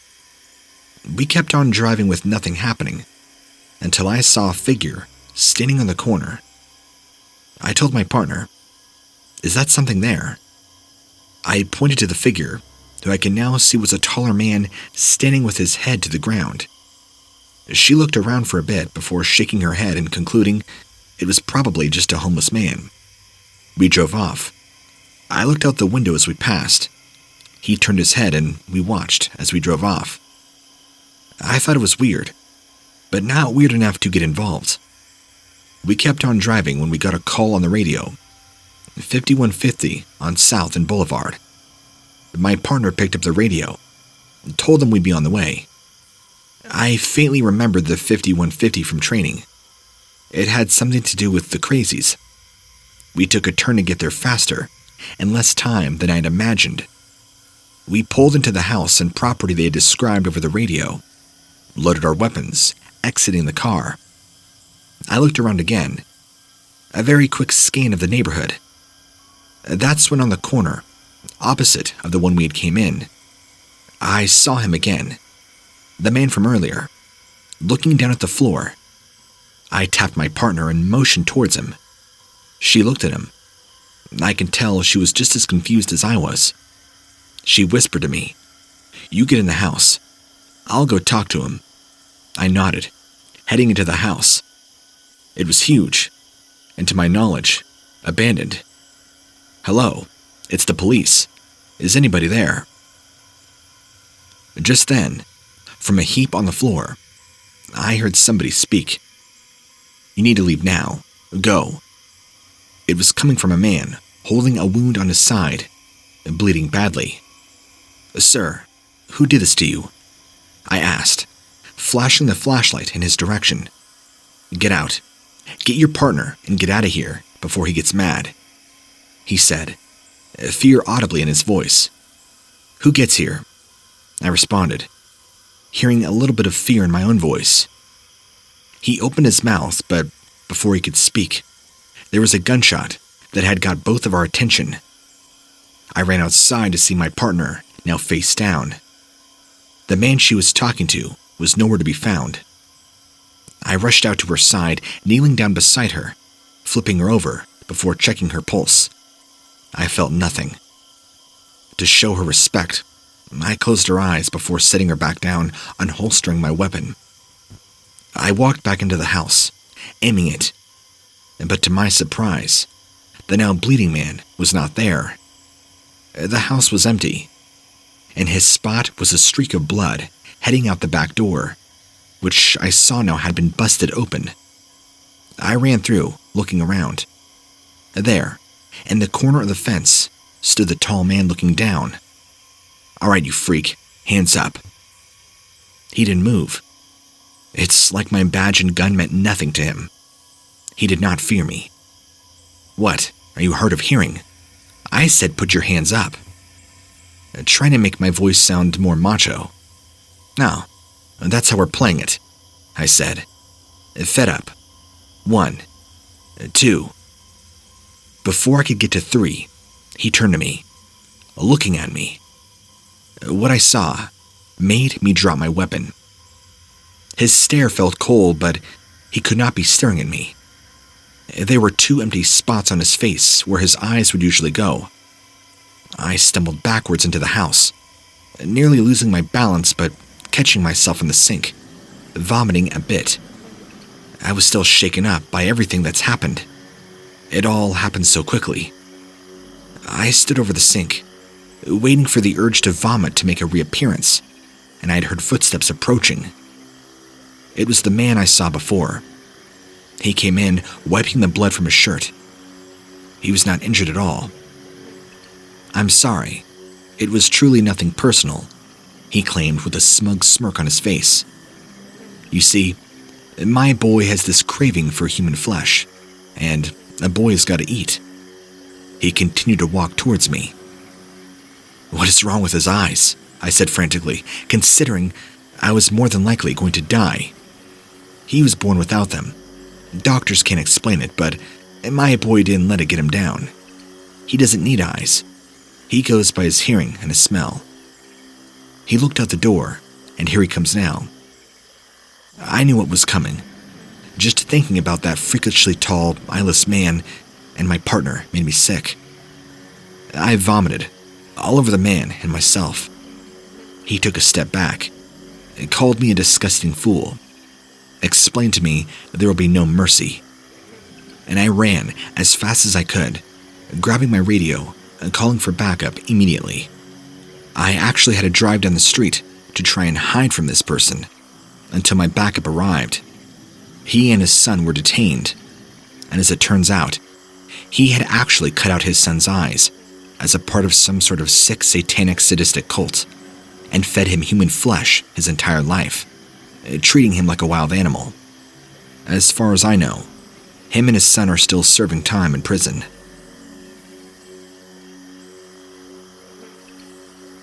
I have worked in law enforcement for the past 20 years. I began working for the sheriff department later moving to local police. I now work for the state police, but the following story happened during my time in local PD. For a period of time, I worked on patrol, usually spent most of my time on duty in the car or just generally outside. I used to work the night shift for a very long time, but it did get a little lonely at times. I would clock in at 10 p.m., and specifically this one night. My department sent me into a part of the city that I rarely ever went to. It was mostly peaceful, especially during the night, so I thought this would be a quiet shift. I slept well before coming to work, so with some coffee, I was pretty well rested and alert and ready. It became a habit of mine, so much that I had trouble staying awake for those rare occasions I worked morning shifts or during the day. I was also a single man at the time, so I could very easily adapt to my schedule, whatever my supervisor needed me to do. I clocked in that night, and everything was going smoothly. Most of the people were still awake and out and about, most returning to their homes, calling it a night. The first couple of hours passed pretty quickly. At around 12:30, it became very quiet. I kept driving around the city, checking that everybody was getting out of the streets. I drove for about an hour or two, and I came upon a group of kids, about 5 teenagers, sitting in a park, smoking cigarettes. After telling them to go home and quit smoking, I moved on with my job. A few blocks away, I came across a man stumbling in the street. I stopped next to him, asking him if he was okay or needed help.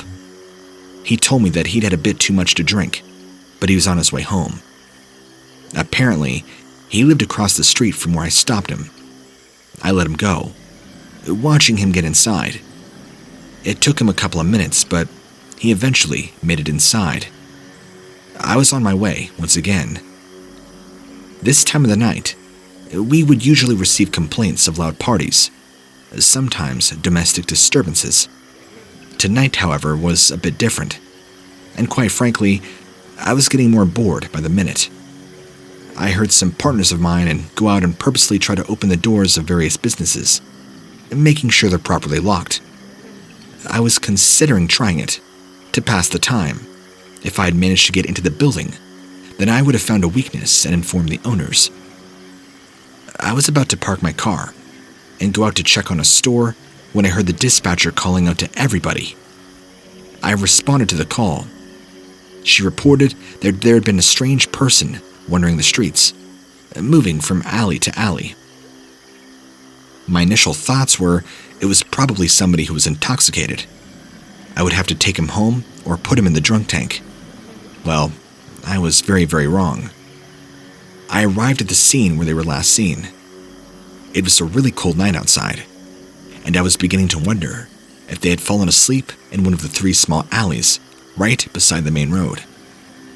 I decided to search each of them, starting from the first one. I drew out my gun and a flashlight and entered the first alleyway. It was pitch black.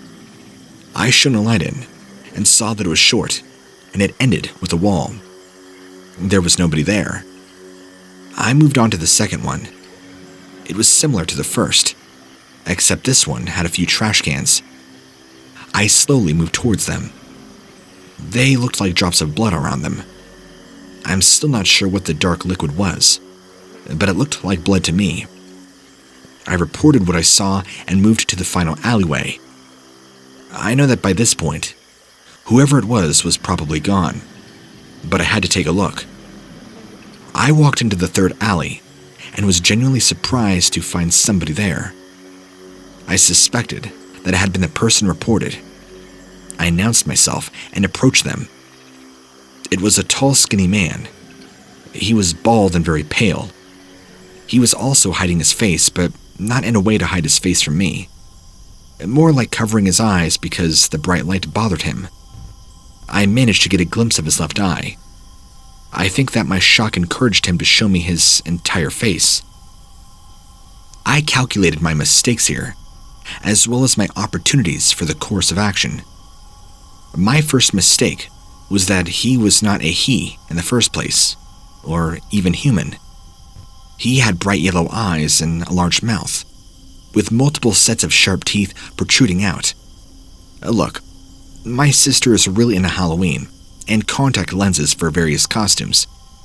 I can tell a contact lens from a real eye. They were real and glowing. He, or it, opened its mouth, and I could see it also had these two fang-like teeth. My guess is that the blood I found before came from this person or creature or it. I also guess it was hurt. I had a feeling that human flesh was on its menu, but it had not yet attacked me. I heard my backup come right before our alleyway, and I slowly backed out to meet them, carefully keeping my eye on it. However, I took my eyes off it for roughly 10 seconds when my colleagues and I walked into the alleyway, and whatever you want to call it was gone. I don't know how it could have slipped up so fast, but it did. Instead, I took a sample of that blood-like liquid from before and took it to our labs for testing. The results came back really messed up. It was inconclusive. It appeared to be unidentified DNA.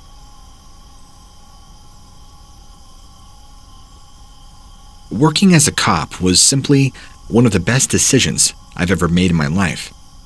I made good friends, had several adventures and encounters among other things. When I also retired, I did so with full honor and glory and no bad records. It was the best life and career I could ask for. However, while my job had its fair share of excitement and fun, it also had its hidden dangers. Most of these were often mild, with little to no deaths. If we were lucky, we got off with light injuries. However, I had an encounter that nearly cost my life. Nothing had prepared me for this terrifying encounter. Not even the rigorous training we received when we applied for the academy, nor the years of experience on the job itself had properly prepared me for this ordeal. That ordeal was one of the reasons I retired when I did. My mind was unable to handle the shock from that encounter. I was in the precinct with a few of my colleagues. They were on duty that day when we received a distress call. I went to check it out. I left the precinct while pondering on what the issues could be. The caller had only dropped an address before the line went off, so it was puzzling to say the least. Usually, these kind of calls are some of the worst. I located the house after a bit of asking around the place that it was located. It was in the deepest part of town. Notwithstanding, everybody seemed familiar with the place. At that point, countless alarm bells are going off in my head. This house was in a very secluded part of town, yet everybody knew it. This was strange. I wouldn't be surprised if one or two people knew about the place, but everybody seemed to know where the call came from. I guess the house was built in the old 1900s, and it had a very eerie ambiance around it. I could sense a sinister aura surrounding it, but I was not bothered. It was just my mind and paranoia trying to play tricks on me. I walked to the door and knocked. The answer I got was silence. I knocked again, stating who I was with more strength. Still, greeted by silence. At this point, the alarm bells were blaring non-stop in my head, but I still chose to ignore them. I've already gotten here. I can't just turn back without conducting a search or a proper investigation. When I had grown tired of knocking, I decided to barge in, and I heard the footsteps racing down the stairs. It was a middle-aged woman with a girl of about 15 years in tow. The woman opened the door with a smile, asked politely, "How may I help you, officer?" I told her somebody had called our precinct, gave the address to this house, so I decided to do a wellness check. The woman softly smiled and told me it was just the kids playing pranks. I couldn't help but glance at the girl behind her, who was silently mouthing the words, "Help me." It was at that juncture I knew that something was going on in that house, and this woman standing in front of me was either the perpetrator or an accomplice. In my mind, I concluded the matter to be a case of child trafficking or kidnapping. But little did I know that I was about to be thrown into a world that would shatter everything I knew. I was about to be thrown into a world that would decimate mine. I simply smiled at the woman, asked if I could come in to take a look. The smile at this point on her face receded, and she threw a glance at the girl behind.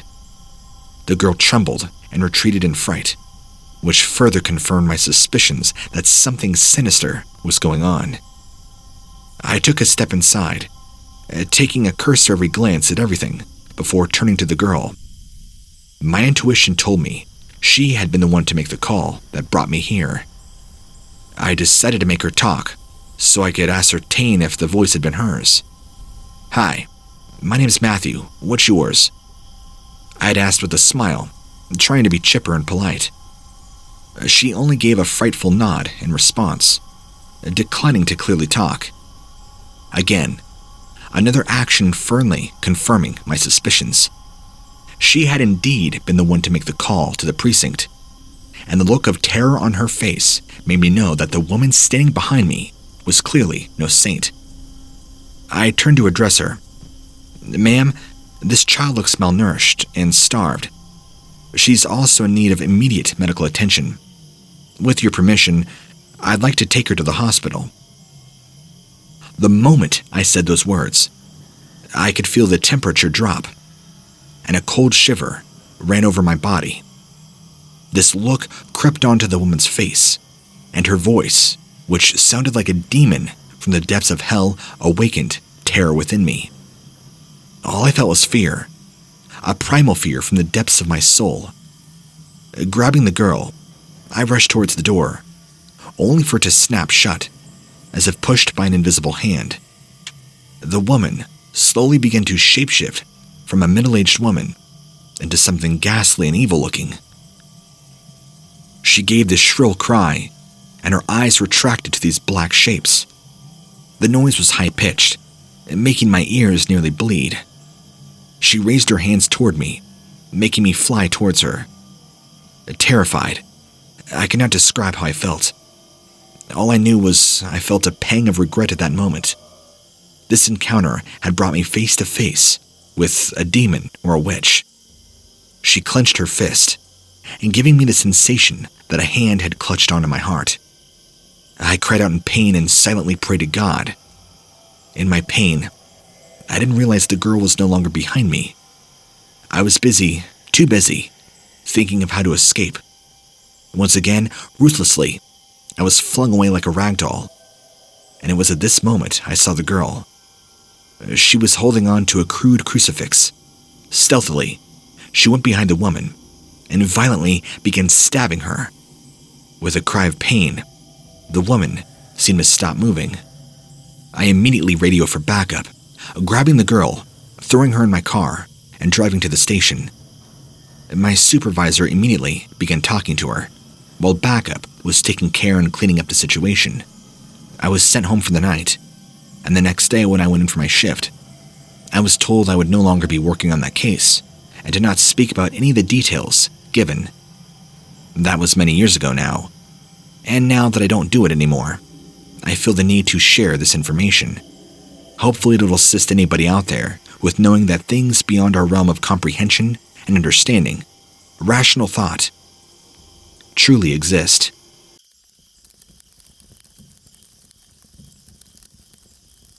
I live in a pretty small town, about 30 minutes to 45 minutes east of Spokane, Washington State. I'm a pretty avid fan of Dogman and cryptids in general, and I'm sharing this with you because I feel I have my own Dogman account to share. I mean, I haven't seen it physically, or even heard it, but I do believe there is something fishy going on in my neighborhood, and after everything I've ever heard and read, I can only attribute it to one thing. I live in a pretty woodsy part of a neighborhood, and my neighborhood isn't your typical suburban little area. You know, little houses packed together by trees, and a booming population. The houses here are a little more spread out, filled with more elderly people, hence I figured why the lower population. So, with those facts to the side, Why do I believe there's a Dogman in our neighborhood when I can hardly find anything Dogman related in Washington state? Well, in the past 3 to 4 months, all the neighborhood cats have turned up missing. I know this might be strange, and could easily be pinpointed to something else entirely, and not that of a Dogman. But hear me out. After reading several reports on Vic Cundiff's website, North American Dogman Project, and listening to several, if not multiple amounts of all your Dogman videos, there seems to be this common, reoccurring theme of pets going missing in neighborhoods. Sure, I know Washington state is home to the Bigfoot, and even though I don't know much about Bigfoot, I feel there is just something different about all the cats going missing. Most of the cats in the neighborhood are outside cats. I know this because I'm friends, or at least acquaintances, with most, if not all my neighbors, since they're all elderly, not afraid to talk to somebody, and not afraid to look you in the eye, like most people nowadays under the age of 30 or 40. They actually enjoy having conversation. So, since I've been here for years and years, I've gotten the chance to know these people, at least on a pretty okay level. Many of them, in my area, have talked about seeing a large black dog roaming through the area between the late evening hours and the early morning hours, sometimes only catching a glimpse, other times seeing it act very suspiciously. Now, I've never heard anything about it being on 2 legs, like most people see it as, only ever on 4 legs, like you'd expect. They don't draw any similarities to it, like that of a wolf. It's always described as just a big, large black dog. I couldn't get any specifics about its ear, face, shape, or even if it had a tail. But they said the behavior was the most nefarious thing. It acted like it was planning something, or acted suspicious.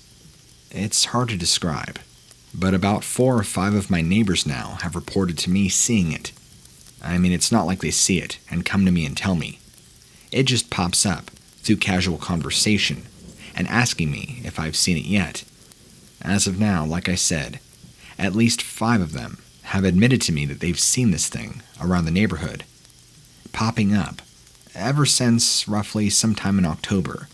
I'm not sure the exact date, but that's right around when all the cats begin to go missing. I'd say probably by December, mid-December, they're all gone. I have no way to know for sure what it truly is, but I thought reaching out to you might be helpful. I sent an email to Vic Cundiff, but I haven't heard back, so I figured you're the next best thing to go to. What do you think it is? Is it possible that even in our small state of Washington, that we could be dealing with Dogmen? Or is this maybe a Bigfoot, or something else entirely? Or is this just some big coincidence, and maybe, just maybe, we're actually dealing with a large pack of wild coyotes? I'm not sure what the answer is myself, and I really, really hope it's not an actual Dogman we're dealing with. I'm not ready for that.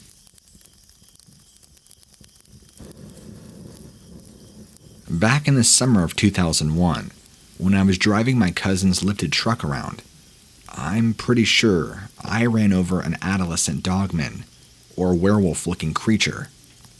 We live here in the backwoods of northern Idaho. I don't know if you have ever heard of the theme park called Silverwood. Well, they're a pretty popular nationally known theme park, really one of the only things worth coming to in Idaho. Anyway, I live about 45 minutes away from that. It's pretty thick and woodsy out here, kind of a little ways from town, not too far from Coeur Lane, if you're familiar with that town at all. I've lived out here most of my life, except for the first 10 years, so I know the area quite well. And, roughly 20 years ago, I'm pretty sure I killed an adolescent werewolf, or what I thought at the time was a werewolf, but actually now, upon learning about things called Dogman, I feel like I ran across one of these things. Now, to give you specifics, I was 21 at the time, driving my cousin's lifted truck, which is pretty high up off the ground, and you have to climb up into it. I was driving faster than I should have, and this thing that kind of looked like a crouched over hyena, really ugly looking, stepped out right onto the road, right as I was passing by. It was a bend in the road, so I did not have time to stop. I'm surprised I didn't wreck my truck. Had it not been for the fact that it was lifted, I'm sure there would have been significant damage done to the front and windshield. So what had happened was, as soon as the truck collided with this thing, the grill was head level with this thing, and I think, judging from the damage, smashed its head in.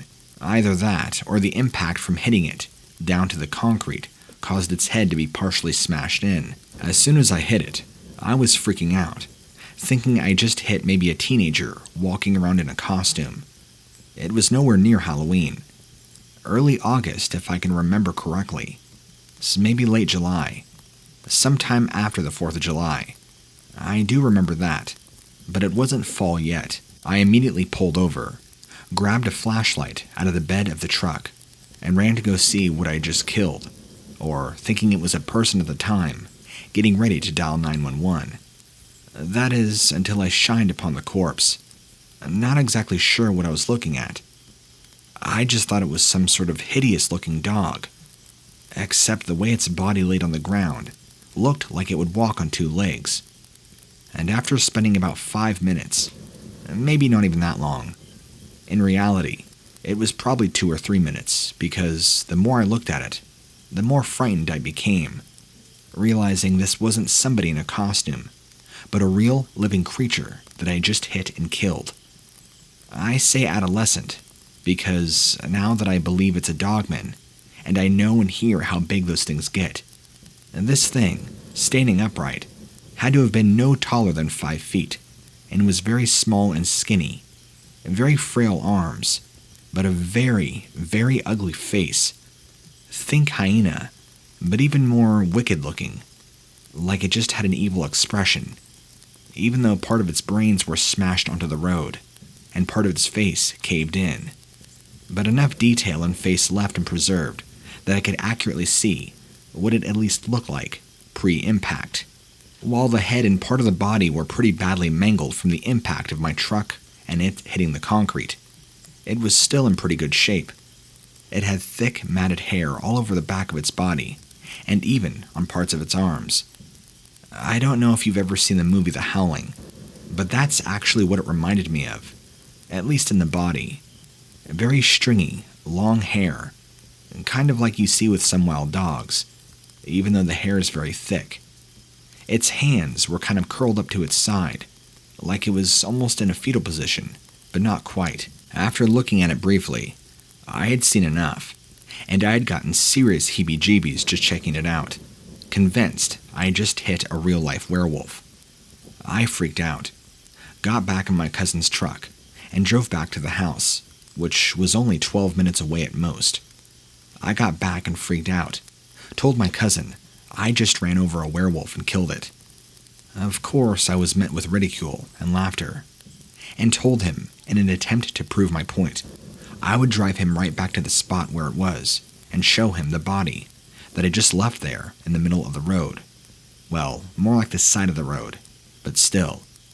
So, he agreed to let me take him.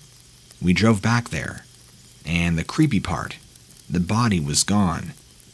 I know for sure what I hit. I did not spend 2 or 3 minutes, or 5 minutes, however long it was, staring at this dead body of a thing, and not hallucinating anything, or knowing what I did not hit. He just laughed at me, and then got mad, told me I was wasting his time, but the joke was funny. I can guarantee for certain that what I hit was dead, clearly dead. Maybe somebody drove by and drug it off, but wouldn't it be on the side of the road if that was the case? It just didn't make any sense. I didn't really spend a lot of time looking around. Like, I didn't see any bloody footprints, or as if it got up off the road and walked away. Maybe somebody came by and took it. I don't know. It is weird, but not really weird. I don't think it got up. I think somebody just merely moved it. But I kept trying to convince my cousin of what happened. He never did believe me. And that's really the end of that story. But as time went on, and I learned more about cryptids and the fact that dogmen are actually a thing, and don't just exist in Wisconsin and Michigan, but actually nearly all over the United States. I think I began to put two and two together, and realized I must have hit and killed a juvenile Dogman creature. That's really the only way to describe what I killed.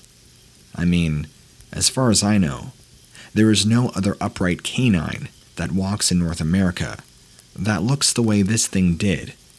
And when I say it was ugly, it was hideous looking. It didn't look like it came from hell, like I've heard some descriptions talk about it. It was just really distorted looking. Like I said, the face of a hyena, but much uglier. It did kind of resemble a wolf, but it really did look like a werewolf if you didn't know what a Dogman was, or never knew that Dogman creatures even existed.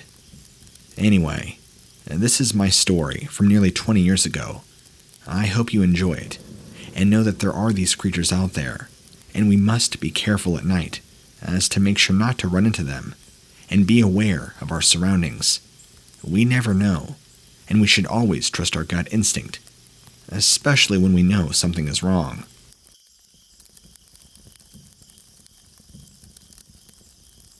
Hi, I've watched a few of your episodes, and it was interesting, and I thought I would send you my story. If you do decide to put this on your channel, you may do so by condensing the story in your own words. For the sake of authenticity, I had to type it out lengthy. Here it is. My story. Alien paranormal in my room. I live in a crowded place in a city, not a remote rural area. In India, the paranormal, or cryptids, or UFO encounters are extremely rare, not like in the United States, as it's populated and people have been living here for many, many years, much longer in comparison to places like the US. Sorry, my English is not very good, like native English speakers and writers. Please bear with me. This happened back in December of 2017. I hadn't worked a job since 2014, and finally got a job as a technical support engineer in an IT company. In my city, around October 2017, that I got this job. It was only roughly 30 to 45 minutes away from my house, so pretty close by. It was a graveyard shift job. I had to sleep in the morning from 10 a.m. to 6 p.m. It was a very professional experience at the workplace. I was providing technical troubleshooting support for an electronic online streaming product. You might have heard of it, but I won't disclose it. I was handling troubleshooting for TV channels. The first 4 TV channels, mainly. Ones that are very popular, that you probably all watch. So my room layout is simple. In the mornings when I used to sleep, I would have considerable amount of daylight in my room. During the month of December 2017, there was an increase of work pressure at the office. I was scrolling through the American TV channel listings during break at work and saw this TV channel called Shudder about horror. I don't think too much of it, nor do I relate looking at it at the office to my incident. Once I did receive a call, and I'm not able to remember very clearly, but I do remember a call with a very oddly toned voice, seeming to be speaking an unknown language with me. It kept going for some time, and I followed the instructions, we procedure, and disconnect the call. This happened during the end of December 2017. I used to be tired after work, but during the end of December 2017, around the Christmas week, I would return home and sleep, but would never feel like I really slept. I would feel as though I just came home, slept, and an hour or so had only passed. The first. One day I woke up and saw the walls pinkish metallic and lights, still laying in bed, partially asleep. I was saying in my sleep, I need to tell my mom she has really made the room look great with these lights while I was asleep. But when I woke, I thought it was a dream, as my room was just the way it was usually. Number 2. The second time. I felt like sleep paralysis, but something lifted my right hand and bumping its fist with mine, pushing my fist back with its overpowering strength to push back my fist pointed towards it. When I tried to wake up, it was like I had a dream effect where I won't feel pain or fear and was just really drowsy and sleepy. Once my mother had brought me some coffee during my sleep, and I had grabbed her hand and pulled her all the way while I wasn't in control of my actions. I had snapped out of it and then gone to sleep again. I seemed to have some scratch marks, not severe in my hands. I would take it lightly. So, here's the actual story or encounter. One day, I was sleeping in the morning.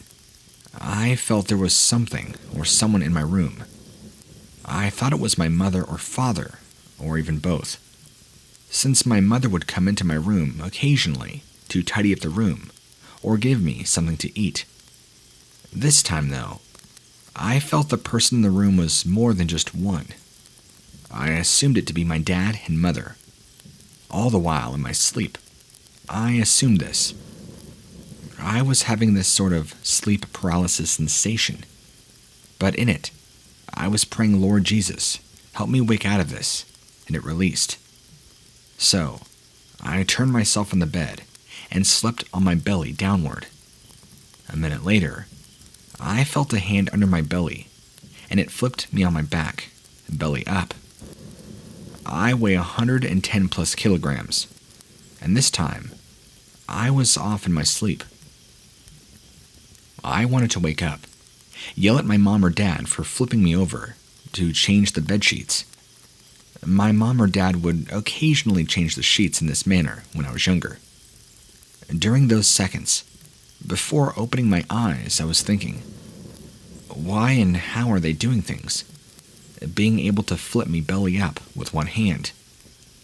Unexpectedly, I opened my eyes when I was flipped belly up and saw this humanoid towards my leg walk backwards and vanish to the left into the wall. Another doing the same, both now realizing that I was awake. I clearly saw its face, body structure. It was dark, and there was some kind of metallic glittering on it, like light being reflected from it. But this light was emanating from its body. It was thin and having long arms. It looked like the leader of those things, a crown-like pointed head. I sat and saw it walk backward into the wall and then vanish. The other side of the wall is the interior hall of the first floor of my house, so there was no way it walked into that room. When it walked into the wall in reverse, it posed as though it's aligning itself into some portal, similar to how we would position ourselves while entering into a crowded elevator and tuck our body, face, and hands inside before the elevator doors would close. I would have witnessed it for as long as 7 to 10 seconds clearly.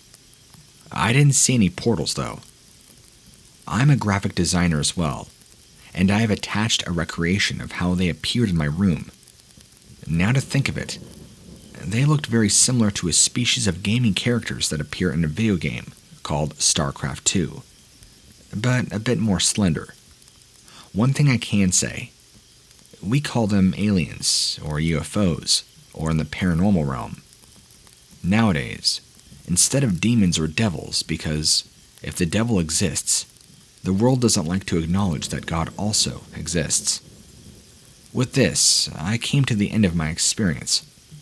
Surely in my family, we have witnessed quite a few paranormal incidents, but in all my experiences, nothing as close as something as touching and flipping me over as though to examine me.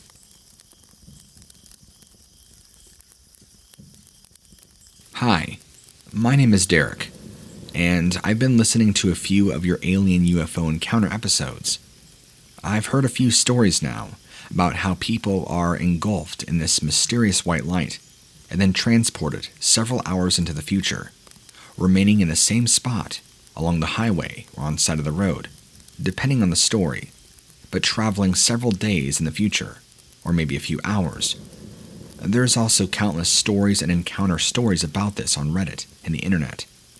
Well, I'm here to share you my own personal experience, but I have a different experience.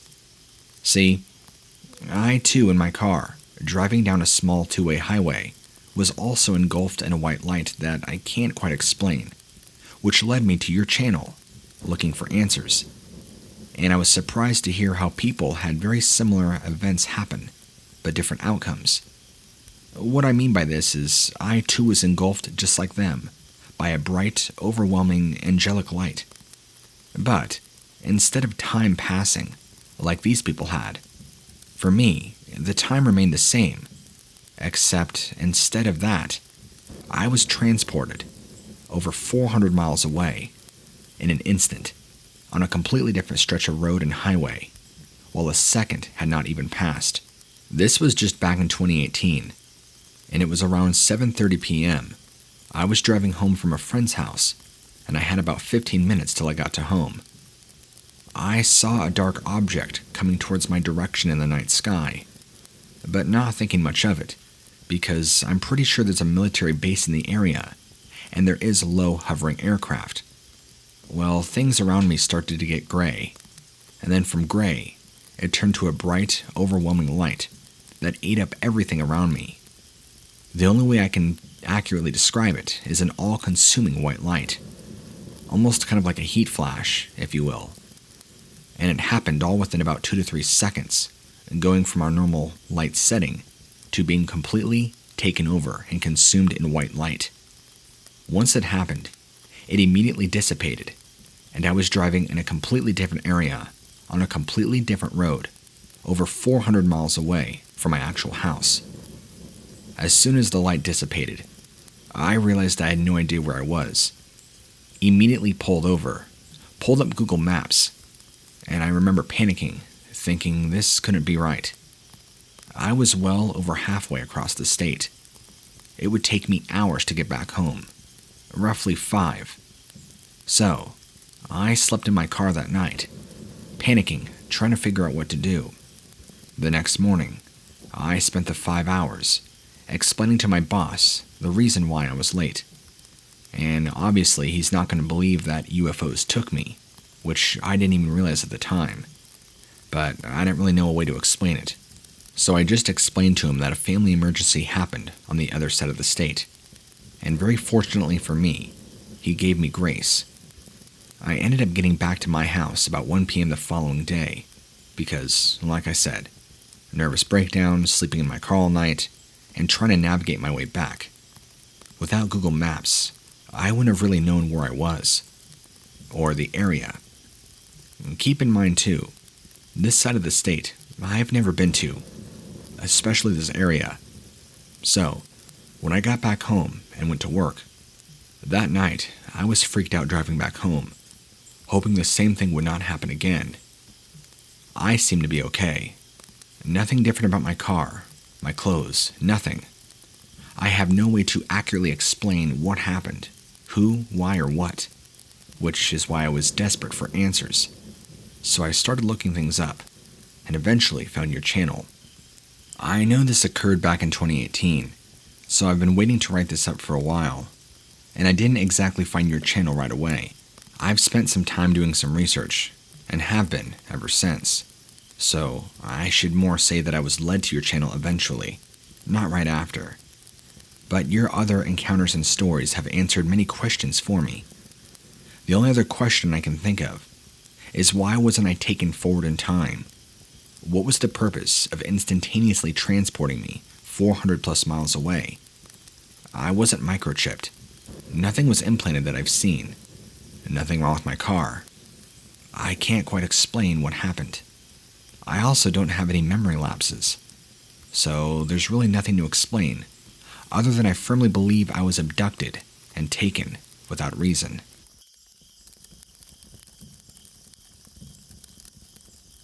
This story begins the day after I moved into my new house.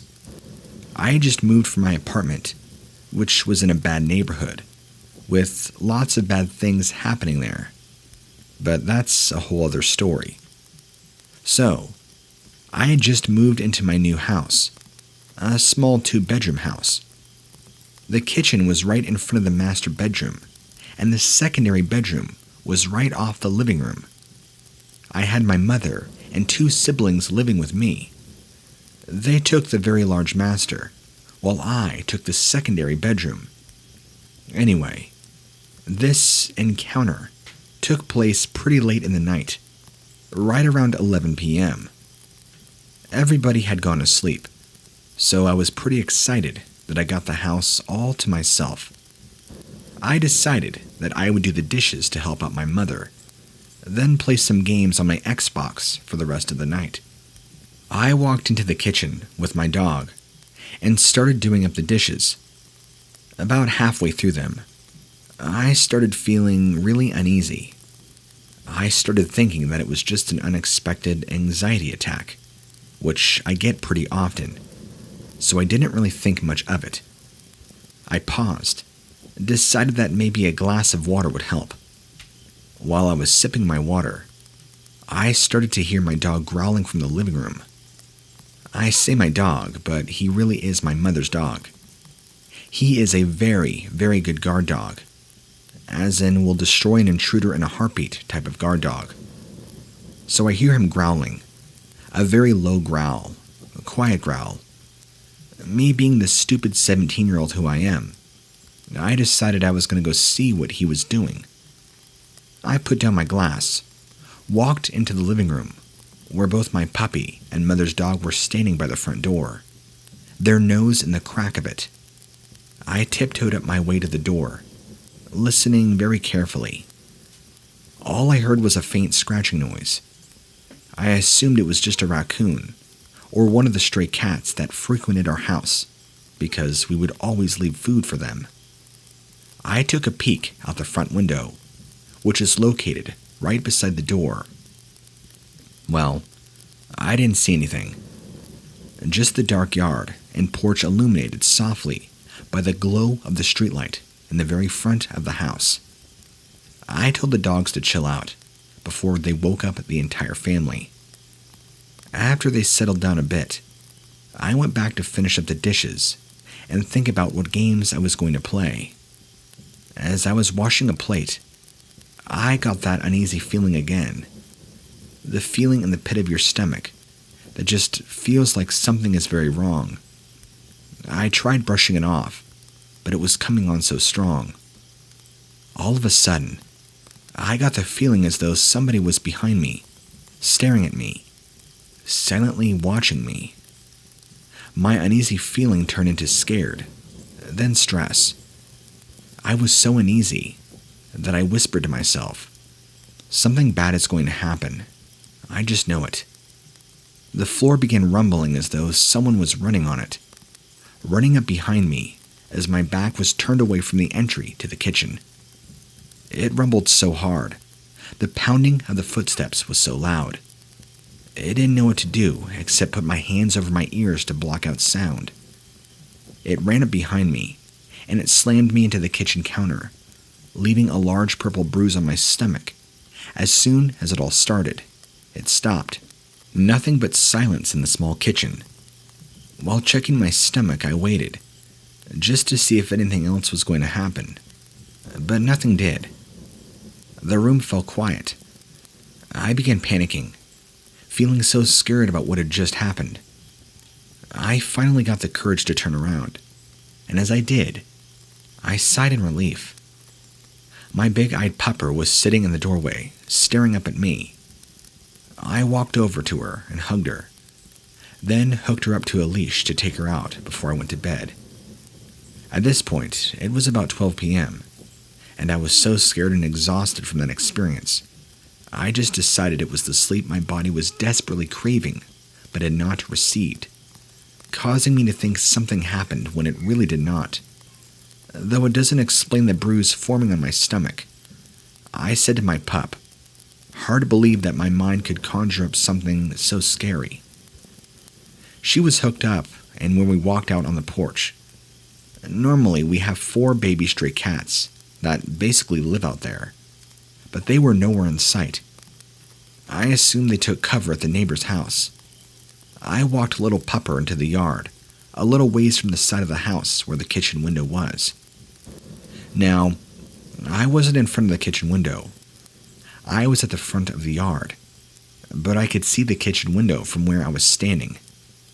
I looked down and talked to my pup, telling her what a good girl she is and how beautiful she looked. You know, what all puppy mamas do. She looked up at me and wagged her tail in delight. But then her mood suddenly changed as then her neck snapped to where the kitchen window was. When I say snapped, I mean she turned her head so fast, I for real thought she was going to break her neck. It startled me, so I naturally took a couple steps backwards, trying to calm down from the scare.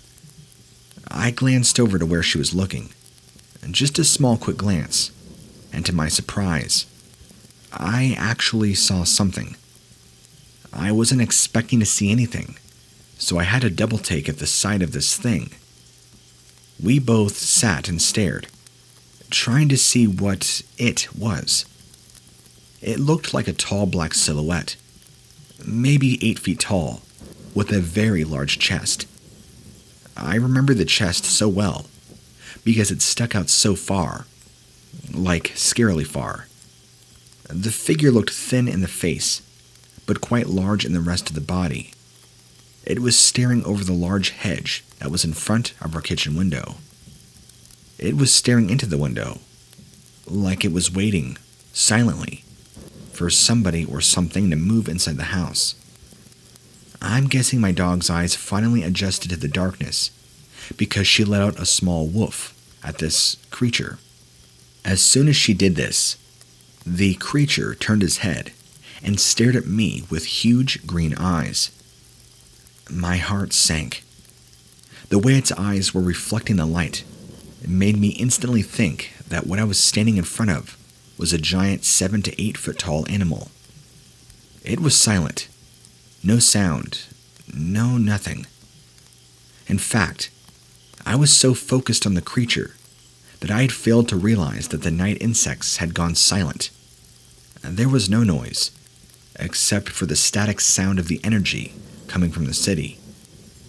I froze, while my puppy began barking loudly and violently. What could this be? Am I seeing things? Is this real? I scooped my pup in my arms, ran in the house. All the while, the same pounding and hearing the loud thudding footsteps as the previous encounter that took place an hour earlier. I ran so fast that I nearly tripped over my own feet. I darted indoors, basically tossing my pooch on the couch, locking the door as fast as I could, leaning against the door, and I listened for whatever it was that chased us in. I also held the door closed, thinking it would actually do something to protect us from that thing. All I could hear was the sound of my heavy breaths from running. My dog's barking must have disturbed my family, because my mother came out of her room, saw me holding the door closed. She saw that I was distressed, wrapped her arms around me, telling me everything was okay, and asking what happened. I couldn't get the story out. For some reason, my mind told me not to tell her, because I knew that she would not believe me. So, I made up a story about how one of the neighbors startled me, and assured her that I was okay. To this day, she still does not know the story. None of my family does, and I still don't know what that creature was. But I do know one thing. It's going to haunt my mind for a very long time.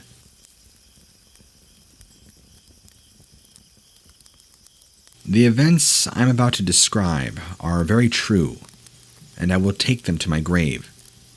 These events occurred around 2013 or 2014 midsummer in a small town in rural New Hampshire.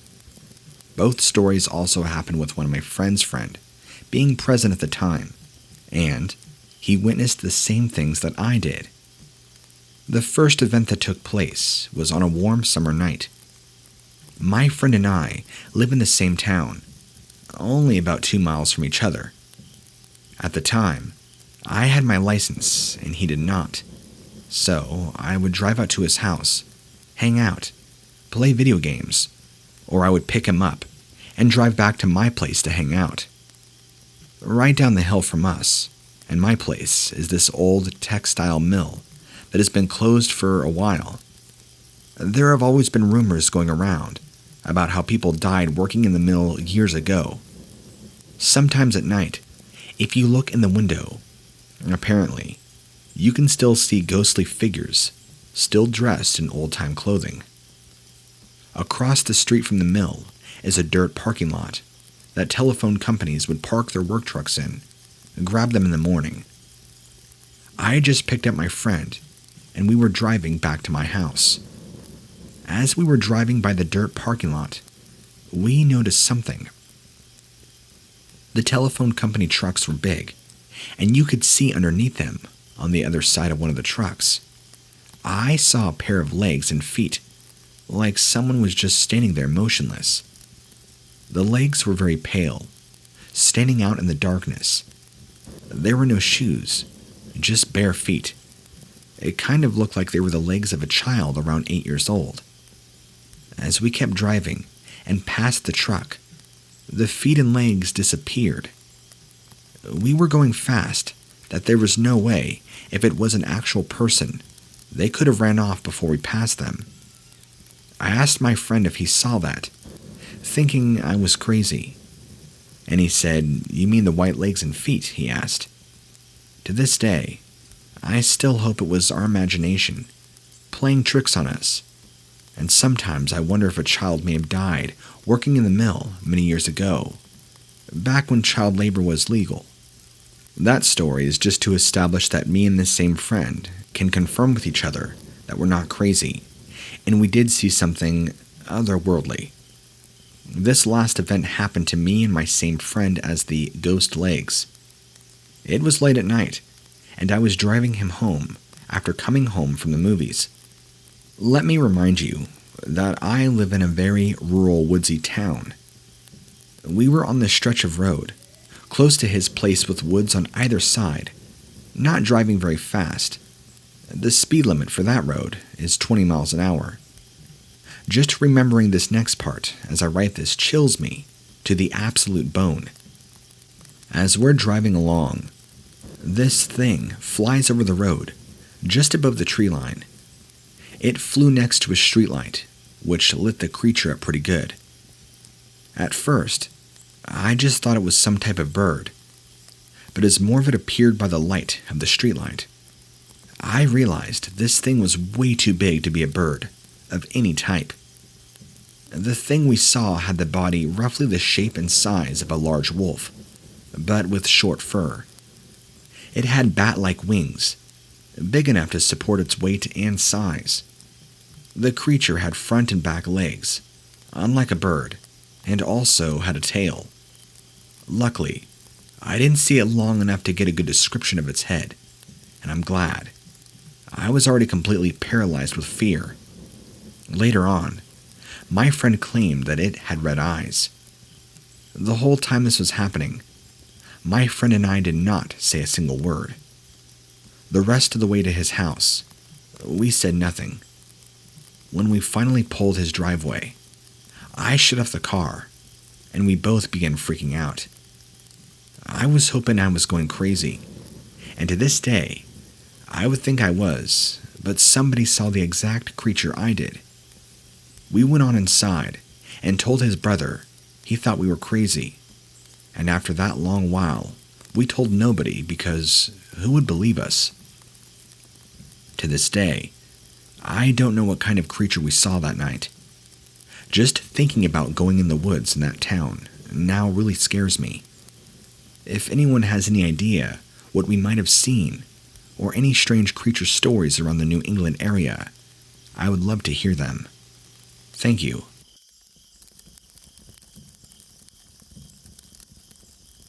Back in the late 90s, I was driving along US 169.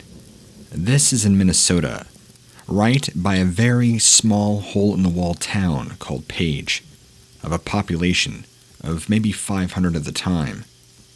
This is when I saw something off the side of the road to my right, At the time, I was driving northbound, and as I approached closer, this dark figure stood up all the way, and it was right then and there that I got a fairly good look at what it was that had stood up. I estimate a height of around 8 feet tall. It was very hairy, long stringy hair, and quickly crossed in front of my vehicle in the dip of land in the median between both highways. It had very wide arm-to-shoulder shoulders and a large head, very pointed ears on the top, and long, very gnarly-looking legs, which almost went all the way up to its stomach, or so it looked. It had a weird lean to it as it walked forward, and did not walk straight up like that of a person would. It all happened very quickly.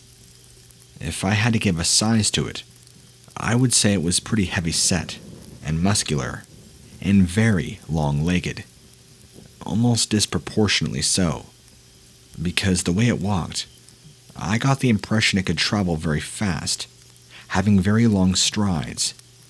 Again, it was on 2 legs and walked across the road so fast that there's no humanly way possible that it could have been anybody in a suit.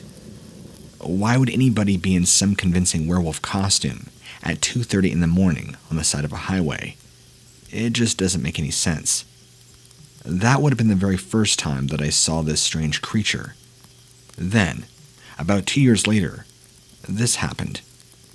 A friend and I were driving back home from late at night again, driving through a small section of woods near another small town in Minnesota. It was also late at night, and we were driving very slowly. We were getting these awful whiffs of wet dog and rotting flesh. I had asked my friend if they had smelt anything while we were driving. Our windows were rolled up, so the smell was coming in through the AC. They said no. I was thinking about having them stop, but I was too focused on the road ahead of me. I asked them if they had seen anything, off the side of the road or on the side of the road, and nothing. But the smell continuously got worse. It was wet dog, but there was more decaying, rotting flesh smell than anything else. It was pretty pungent. Then, that's when we see these 2 large eyes pop up from the side of the road. In fact, the exact same side that I saw this creature from a couple years prior.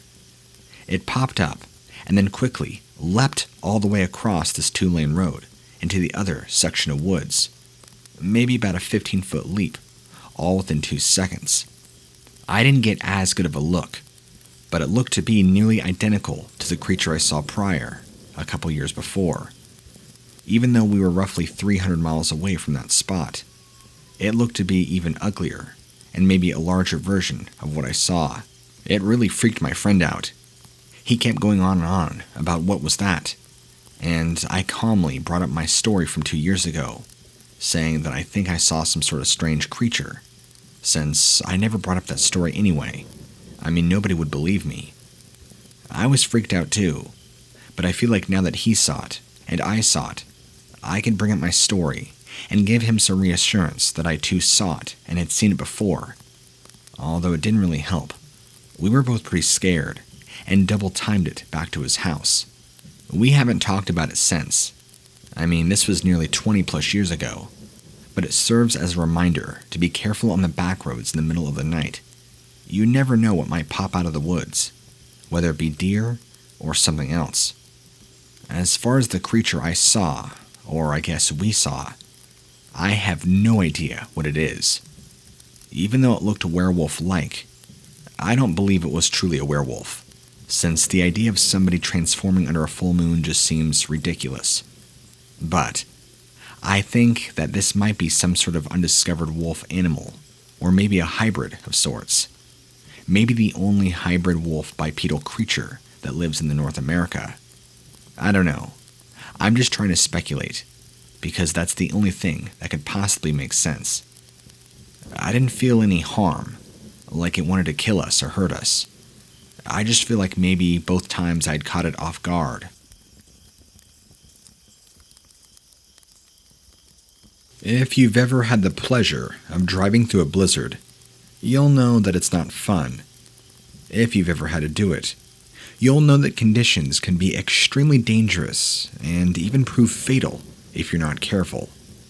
This very evening that I was driving through a solid whiteout, and at the time was up near the border of Canada in the winter, when I was in this horrendous snowstorm. Completely white all around me. I could barely even see the road. I don't even know if there was other vehicles around me, because it was completely whited out. And then I saw something, appearing out of the left-hand side, coming in my direction, approaching me. It stuck out like a sore thumb, which is probably the only reason I even noticed it in the first place, was because just how dark it was, kind of like it was absorbing the light around it.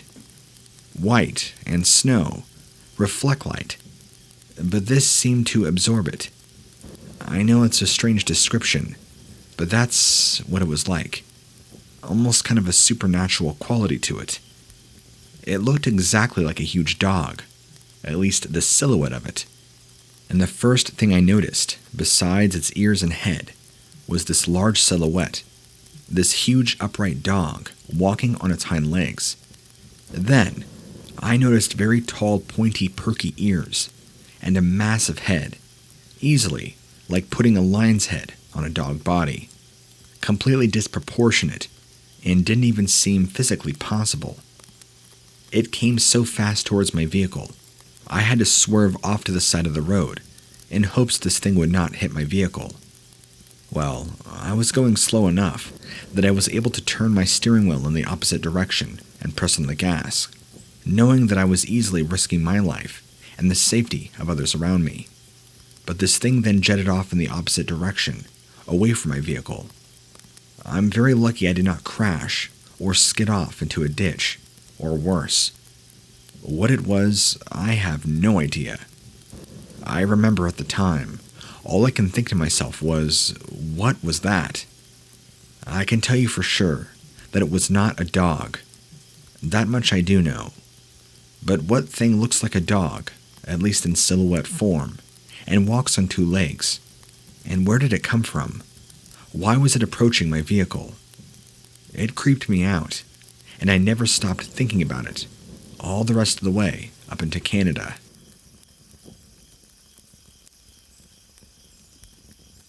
Back in 1994, I saw something that I'll never forget. It was pretty late at night, around 2:33 a.m. in the morning, and I was working on scraping all the snow off my car window, since my job required me to get up early and leave early. It was at least an hour commute, and I had to be there by 4:30 sharp. And in this point in time, I was in easily the worst shape of my life. This was long back before I got in really fit shape, and at the time was drinking copious amounts of coffee, energy drinks, and anything I could to even function during the day. I was getting terrible sleep at night, probably due to my diet, so I tried to make up for it any time I could. But that's besides the point. After getting all the snow off my car, I got in and got ready to head off to work, when I saw the most strange animal in my life approaching my vehicle from the front. My mind began racing as I realized just how large this animal was, and then it did something that was more terrifying than you could ever imagine. It, whatever this thing was, stood up on two legs and crossed my 7-foot wide path right up to my vehicle, crouched down on one knee, and looked right at me through the front of my window. It had a dark reddish-brown fur covering its entire body. I'll never forget how scared I was. It was even taller standing up on two legs than the very top of my car. It stood at least 7 feet tall, and stood very comfortably, just like a man would. The face was what really stuck out to me, and what really gave it away as something not of this world. It looked like a cross between a wolf and a monkey's face, with a pronounced brow, large jawbones, and a mouth full of long sharp teeth, and a shorter, more condensed muzzle. It also had human-like characteristics to its face, more around the corners of its mouth and its eyes, like it could give proper expression, frozen and terrified, not sure what I should do, to slam the car into drive, putting my foot all the way down on the gas pedal, as if I had a lead foot. I flew forward, and this thing dove out of the way just in time to avoid being hit. But it's not like me hitting it with my tiny car would have done anything. My car would have been the one to take the damage from whatever this thing was. But when it leapt out of the way, it was like lightning fast, inhumanly possible, like the blink of an eye just gone out of the way, and I drove forward onto my driveway road and off onto the side road. I flew out of there much faster than I should have. In fact, I'm surprised I did not wreck. It was considerably cold that morning, and there was lots of ice and moisture on the road. I could have easily flew off the road and hit a tree and died. But I didn't care. Anything to get me away from whatever that creature was.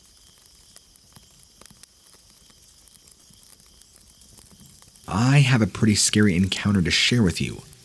This happened back in 1989 when I was a senior in high school, and I took my girlfriend outside of the city of New Orleans to a low bayou. This would have been at nighttime, and we wanted to escape from the wrath of our parents. We had it planned out all week long. We would leave on Friday without our parents ever knowing. I would take my dad's car. We'd go out to this nice little bayou in this spot we'd gone to before and make out. And if I was lucky, maybe even more would come from it. Well, I'm here to tell you that even in my own horny 18-year-old self, nothing ever did, and here's why. I picked up my girlfriend. We went out to our perfect spot on this calm little bayou. We laid a blanket down, and things got hot and heavy pretty quick. And just like typical horror movie fashion, my girlfriend started freaking out, thinking she heard something. I tried to convince her that it was nothing. It was just the sound of things around us, animals and whatnot, that we were totally fine. We made out for another moment or two, where she began screaming and pointing. Confused, I looked to see in the direction she was pointing at. In the trees, maybe about 30-40 feet away, was the face of a large wolf-looking shape. That's the best I can describe it to you. It was dark, and there was only a little bit of moonlight, so you couldn't see the best.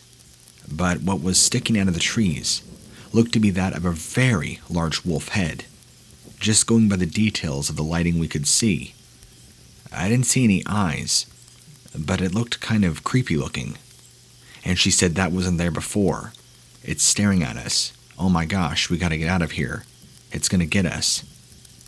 I tried to calm her down, saying it's just an illusion, since it wasn't moving. Or maybe it was a part of the trees. But then it did start to move, back and forth, like it was swaying, getting ready to charge. That's how I can best describe it to you. This really put us both in a very uneasy spot and freaked us out. We both got up and started running back to the car, knowing full well we had just encountered some sort of wolf-looking thing out in the wilderness. Not sure what it was. I never thought of it as a werewolf, but it did definitely give off a very bad vibe, and judging by the size of that head, I have no idea what kind of giant wolves live out in the bayous of Louisiana, but I was not about to find out that night. That same girlfriend and I actually ended up marrying in 1993, and 9 years later, divorcing in 2002. We had 3 kids together, and she passed away of breast cancer back in 2011.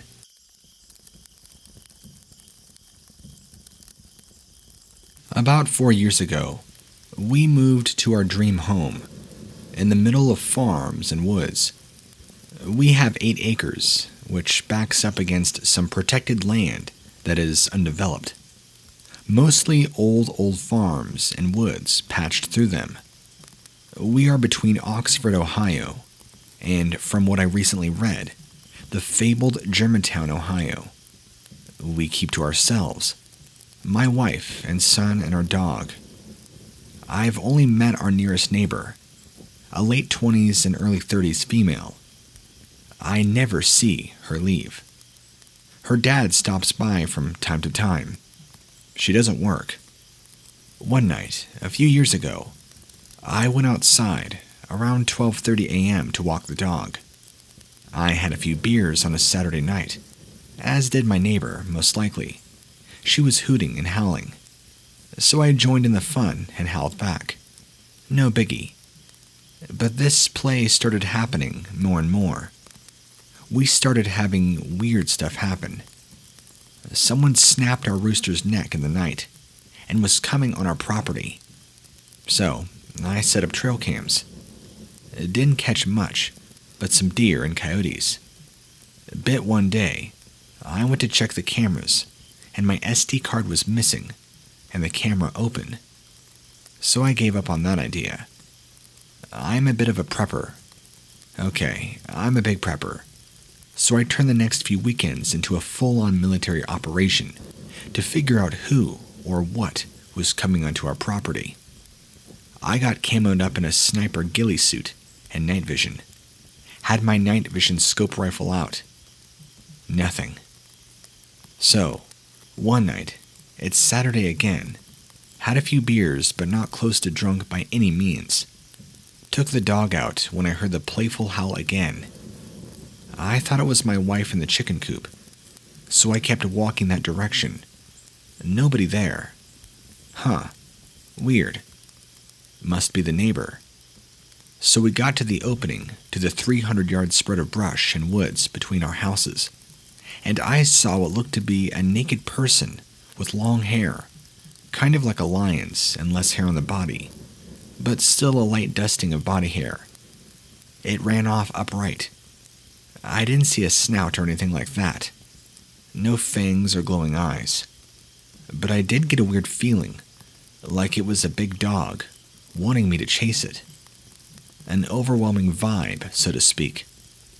It ran through the tall brush, and I lost sight. The initial contact was about 120 yards out, and it ran the other 150 to 180 yards quick. My dog didn't even seem to care. Sort of like it was a dog it knew. Not exactly sure what it was, but it did not seem evil or dangerous.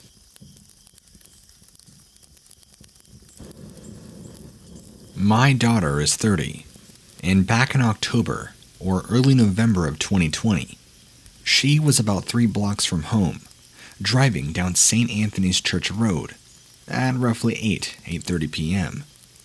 This road is rural and very dark, except for the light on at a cemetery that you pass. That's when she noticed something darker than a shadow and huge go across that whole cemetery in a matter of seconds. This scared her enough to call me as soon as she got home to tell me that how this was so upsetting to her and she was now sick to her stomach.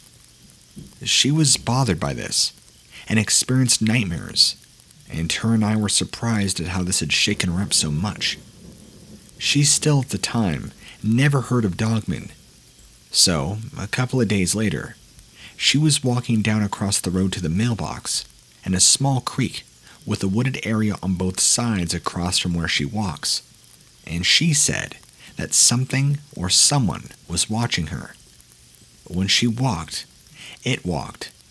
When she stopped, it stopped. And she experienced the same feeling in the stomach when she sees nothing or no one in the wooded area, since she's looking right through the wooded area because it's not thick as it was in the summer. She said that she could not hear anything, no nothing, and it freaked her out really badly, since nothing like that has ever happened to her before, except for riding past in the cemetery a few nights prior. Anyway, she hurried up and went back to her house and called and told me that she's being stalked by something that's gotta be paranormal or invisible. That's when I told her that it could be a Dogman. First off, this happened about 3 years ago. I was asked to put my encounter on this forum. I live in rural Tennessee, farmland, small town USA. So one night, early in the fall, my friend called me and wanted help with a newborn calf. I told him sure, jumped on my dirt bike and headed over there. When I got there, He had done delivered the calf, but the calf-skin mother was freaking out, mooing a weird kind of sound. My friend said he was going to lock her in the barn. Would I stay with the calf? So I did. He was gone not even 3 minutes, when I caught a nasty wet dog dead animal smell coming from my right. It was putrid. I thought a great dead deer was rotting nearby when I heard some branches breaking about 40 feet off to my right. I thought, great. Now a bobcat or some dog was going to be eating the rotting deer and make the smell even worse. But to my surprise, the smell moved. So I'm like, okay, smells don't move. So I shined my light in the area and caught a glimpse of something black. It was a blur moving so fast. I thought a bear, but I've never seen a bear in these woods before. Just then, I heard something to my left, and I turned towards the sound, shining my light in front of me, about 20 feet, and what I can only describe as a werewolf-like thing, right out of a horror movie. It was standing on 2 legs, glaring at me.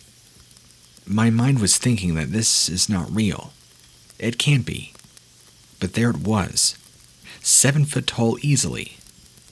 I'm 6'4", 280 pounds, no small guy. But this thing made me look small. It was sniffing the air, and it showed a mouth full of teeth. Then I heard a branch break from my right. I turned, and there was another one, but smaller, about 6 feet tall, standing on 2 legs.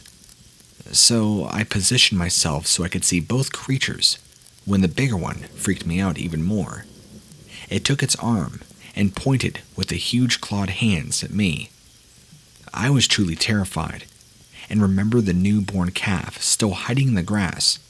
So I reached down and pushed the newborn between my legs. The larger creature looked at me, shook its head, like to say, no, don't do that.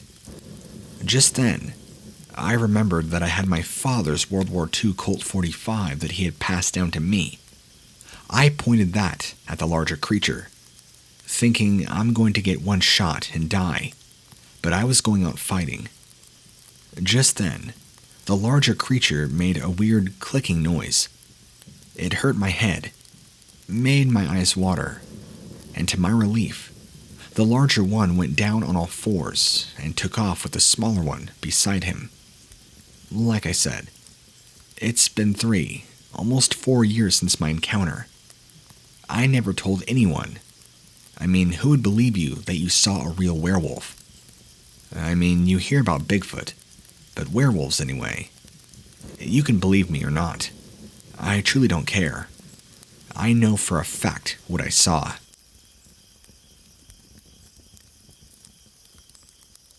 I lived in an apartment complex when I was in high school, and loved to hunt there. It was only 6 feet away from the parking lot. I almost lived in those woods. They had beautiful oak trees there with trails under them.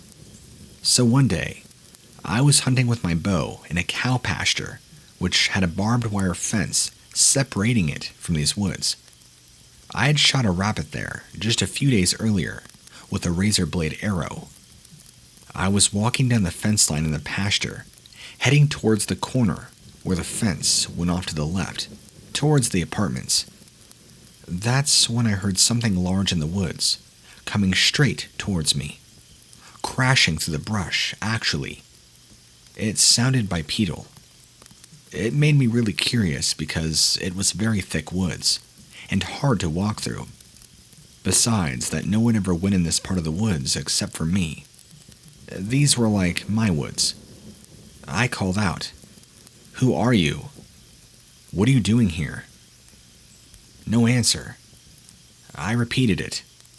Still no answer. Yet they just kept coming closer. They got about 25 feet from me. It made me mad.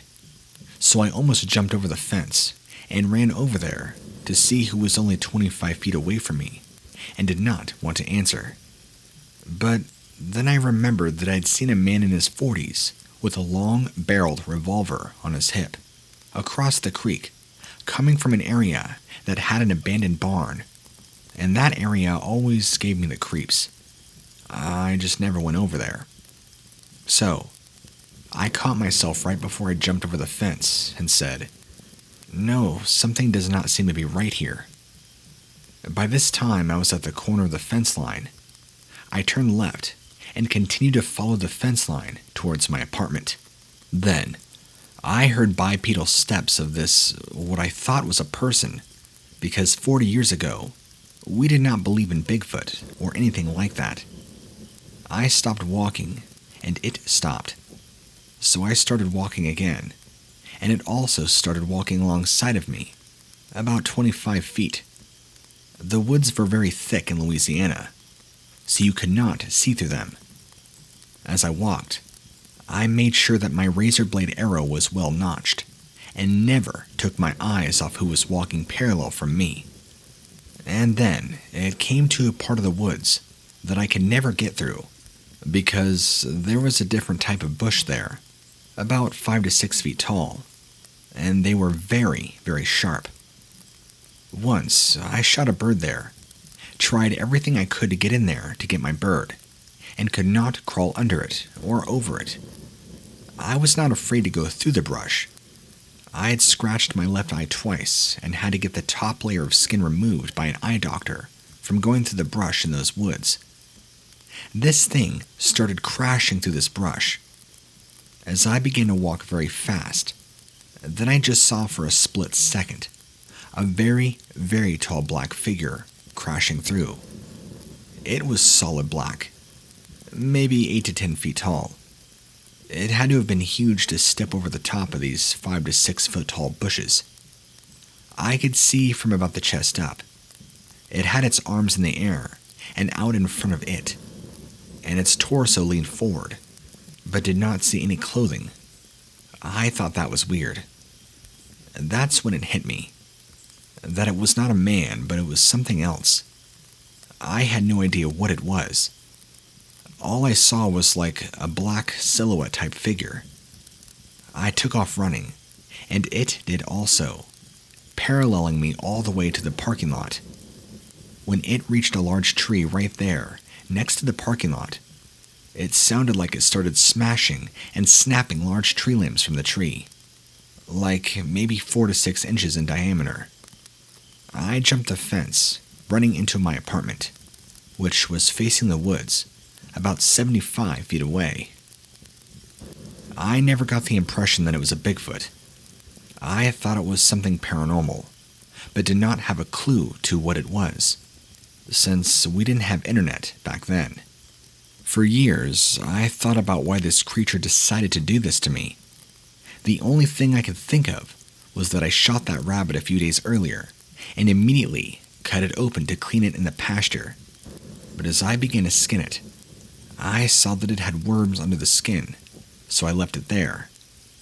These woods were not very large, only about a quarter mile by a half a mile long, and in an urban setting.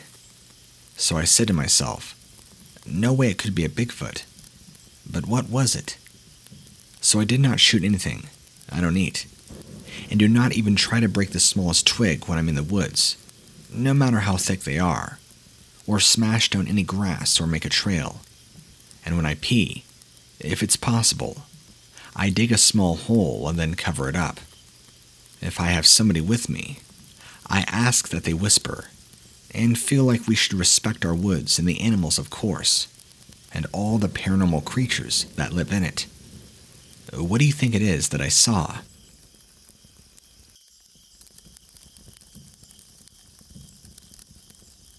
Now, back a number of years ago, about 1998, I was deer hunting with a friend of mine here in central North Carolina, Chatham County to be exact.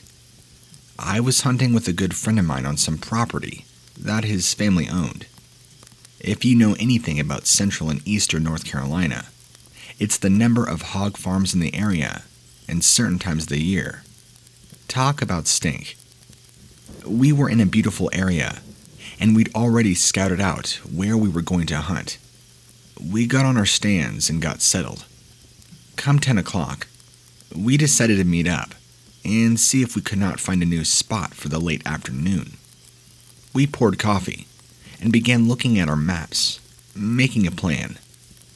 All of a sudden, my buddy Bob looks at me and says, "You hear that?" I listened. I caught the faintest sound of what sounded like a man or a dog, screaming or howling. "What is that?" I'd asked. We both just stood there for a few minutes, sort of talking about what it sounded like. Just then, our third buddy came and rejoined us, saying, "Hey, you guys hear that?" Like I said, we were kind of taking a break, drinking coffee, smoking cigarettes, and talking in normal tones, while the call, scream, whatever it was unusual, we very quickly blew it off.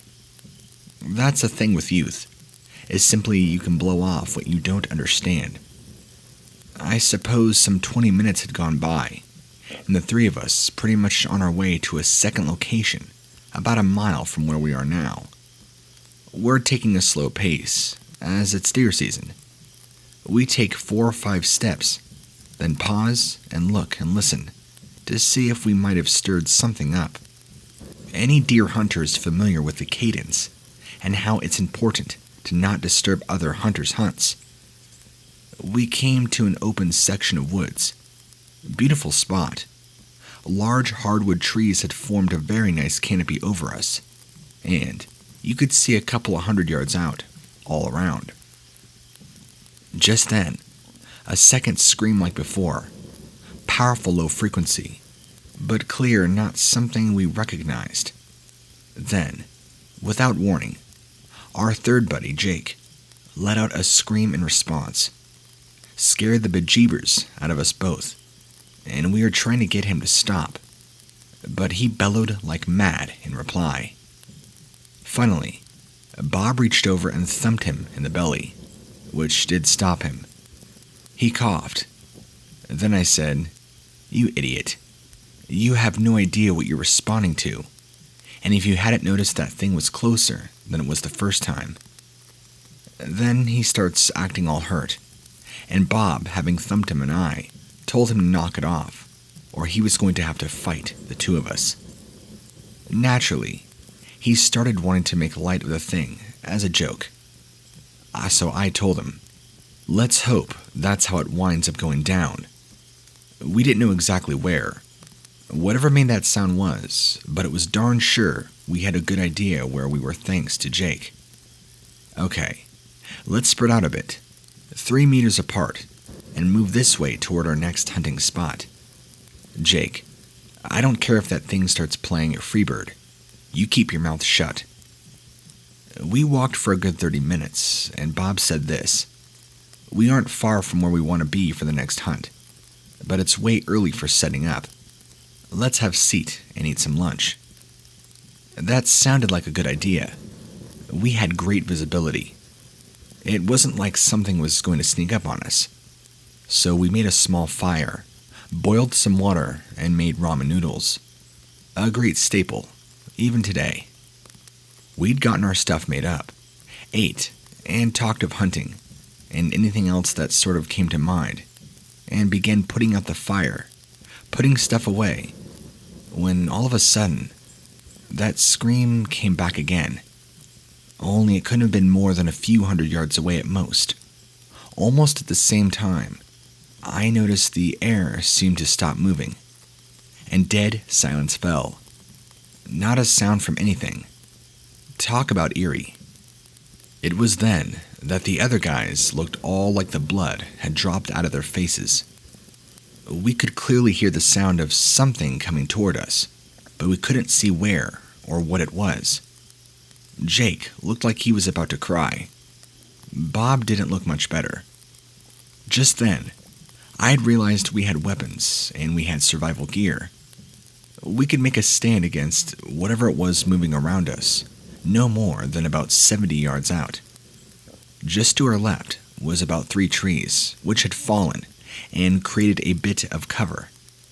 I looked at the guys and said, on my say-so, grab all your stuff and get over to those trees. Get inside of them and take up back-to-back positions. Ready? Go. We took off, got inside the trees and took our guns up, and we're scanning about eagerly. Apparently, our sudden movements had alerted it, but we needed to be under some sort of cover, rather than out in the open like we were. Now, just as I started saying cover, whatever area was in front of us, each of us felt a sudden rush of wind come in like a wave. I mean dead silence 1 minute, and then suddenly, a wave of wind came through. Not hard, but it just seemed completely out of place. And an odor came in with it, like nothing I have ever smelt. It was like heavily concentrated body odor. If you've ever been in the locker room, that was not quite up to standards of the cleanliness of today, then you know what I mean. Combine that with the smell of musk, and you get what I mean. It was nasty, very strong enough that I looked over at both my guys, and we got tears in our eyes. You guys see anything? They say they didn't, but something stunk to the high heavens. Okay, I'm gonna try something, I said. Don't freak out and don't panic. Remember, we have weapons, and if we stay together, we'll be fine. They nodded affirmatively. Hey, I shouted. We're over here, and we're armed. I heard nothing. Then I said, you might get one of us, but I guarantee the other two will get you. I tried to use a strong command voice like the police often use to help control a situation. It was a bluff, but hey, we will leave and never return.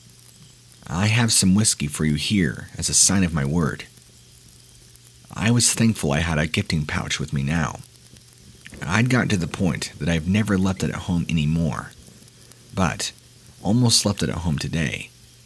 Just wasn't expecting this sort of complication.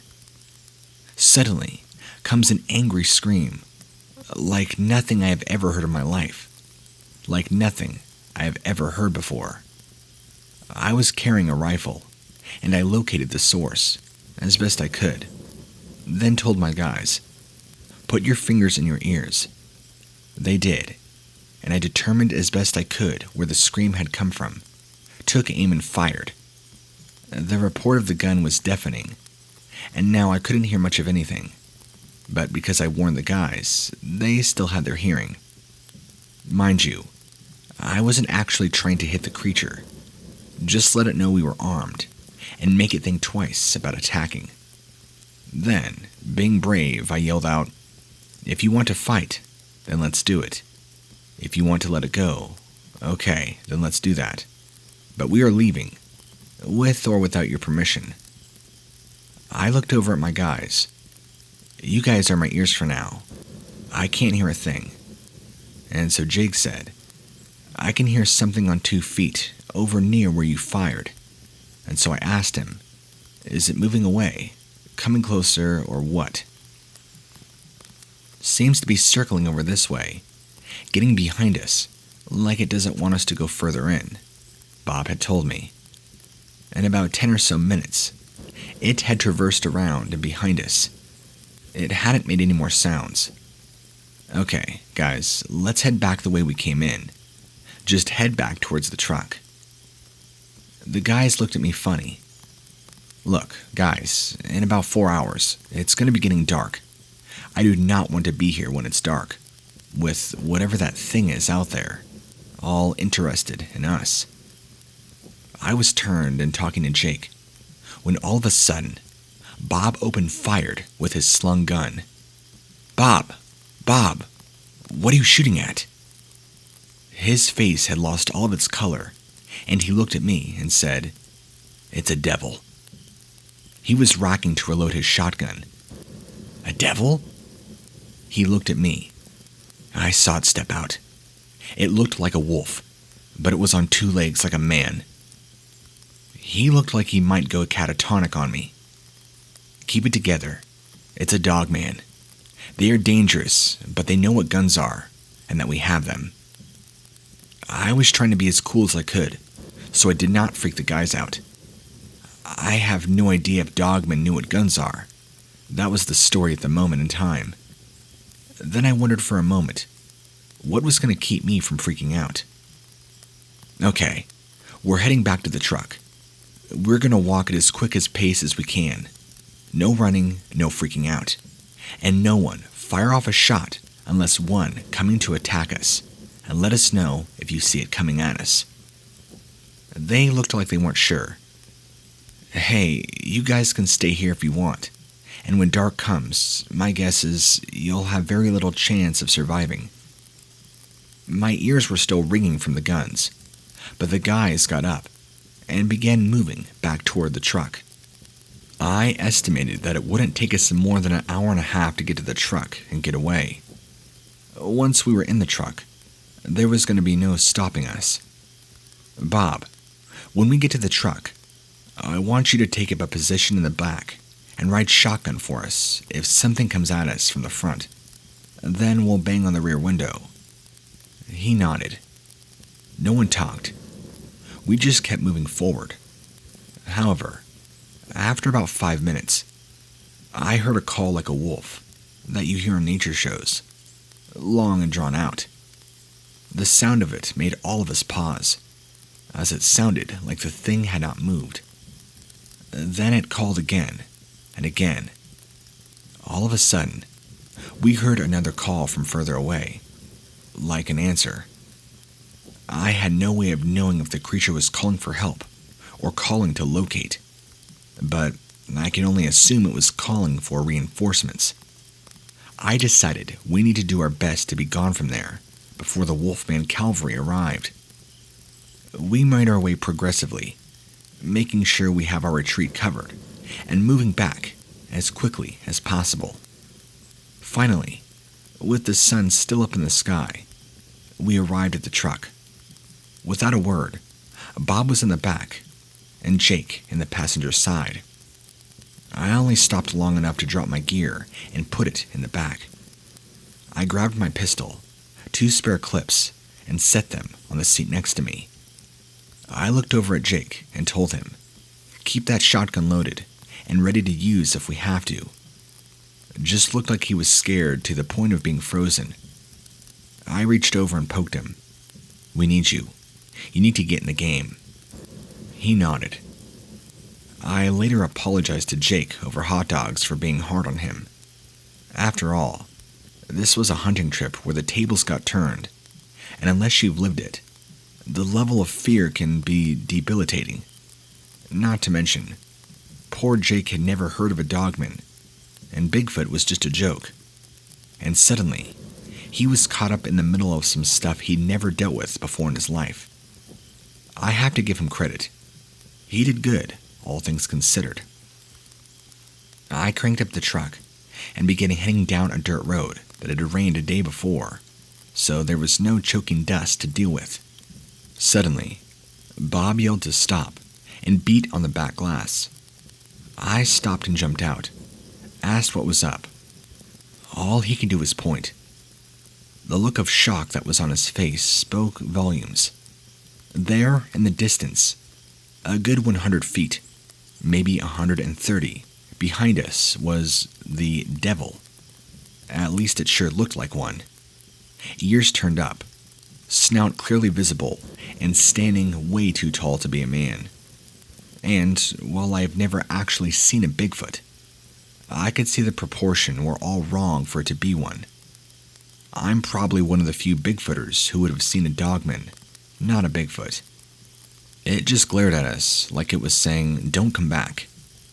It turned to the side, and I could clearly see the profile. The head looked like a giant version of a German Shepherd, only the teeth were more like what you'd see on a baboon. It had what looked like a longer neck, and it tapered out to the shoulders. The upper body was heavily built and appeared to be very muscular. The arms were long, but not overly long, and it appeared to have hands like a human.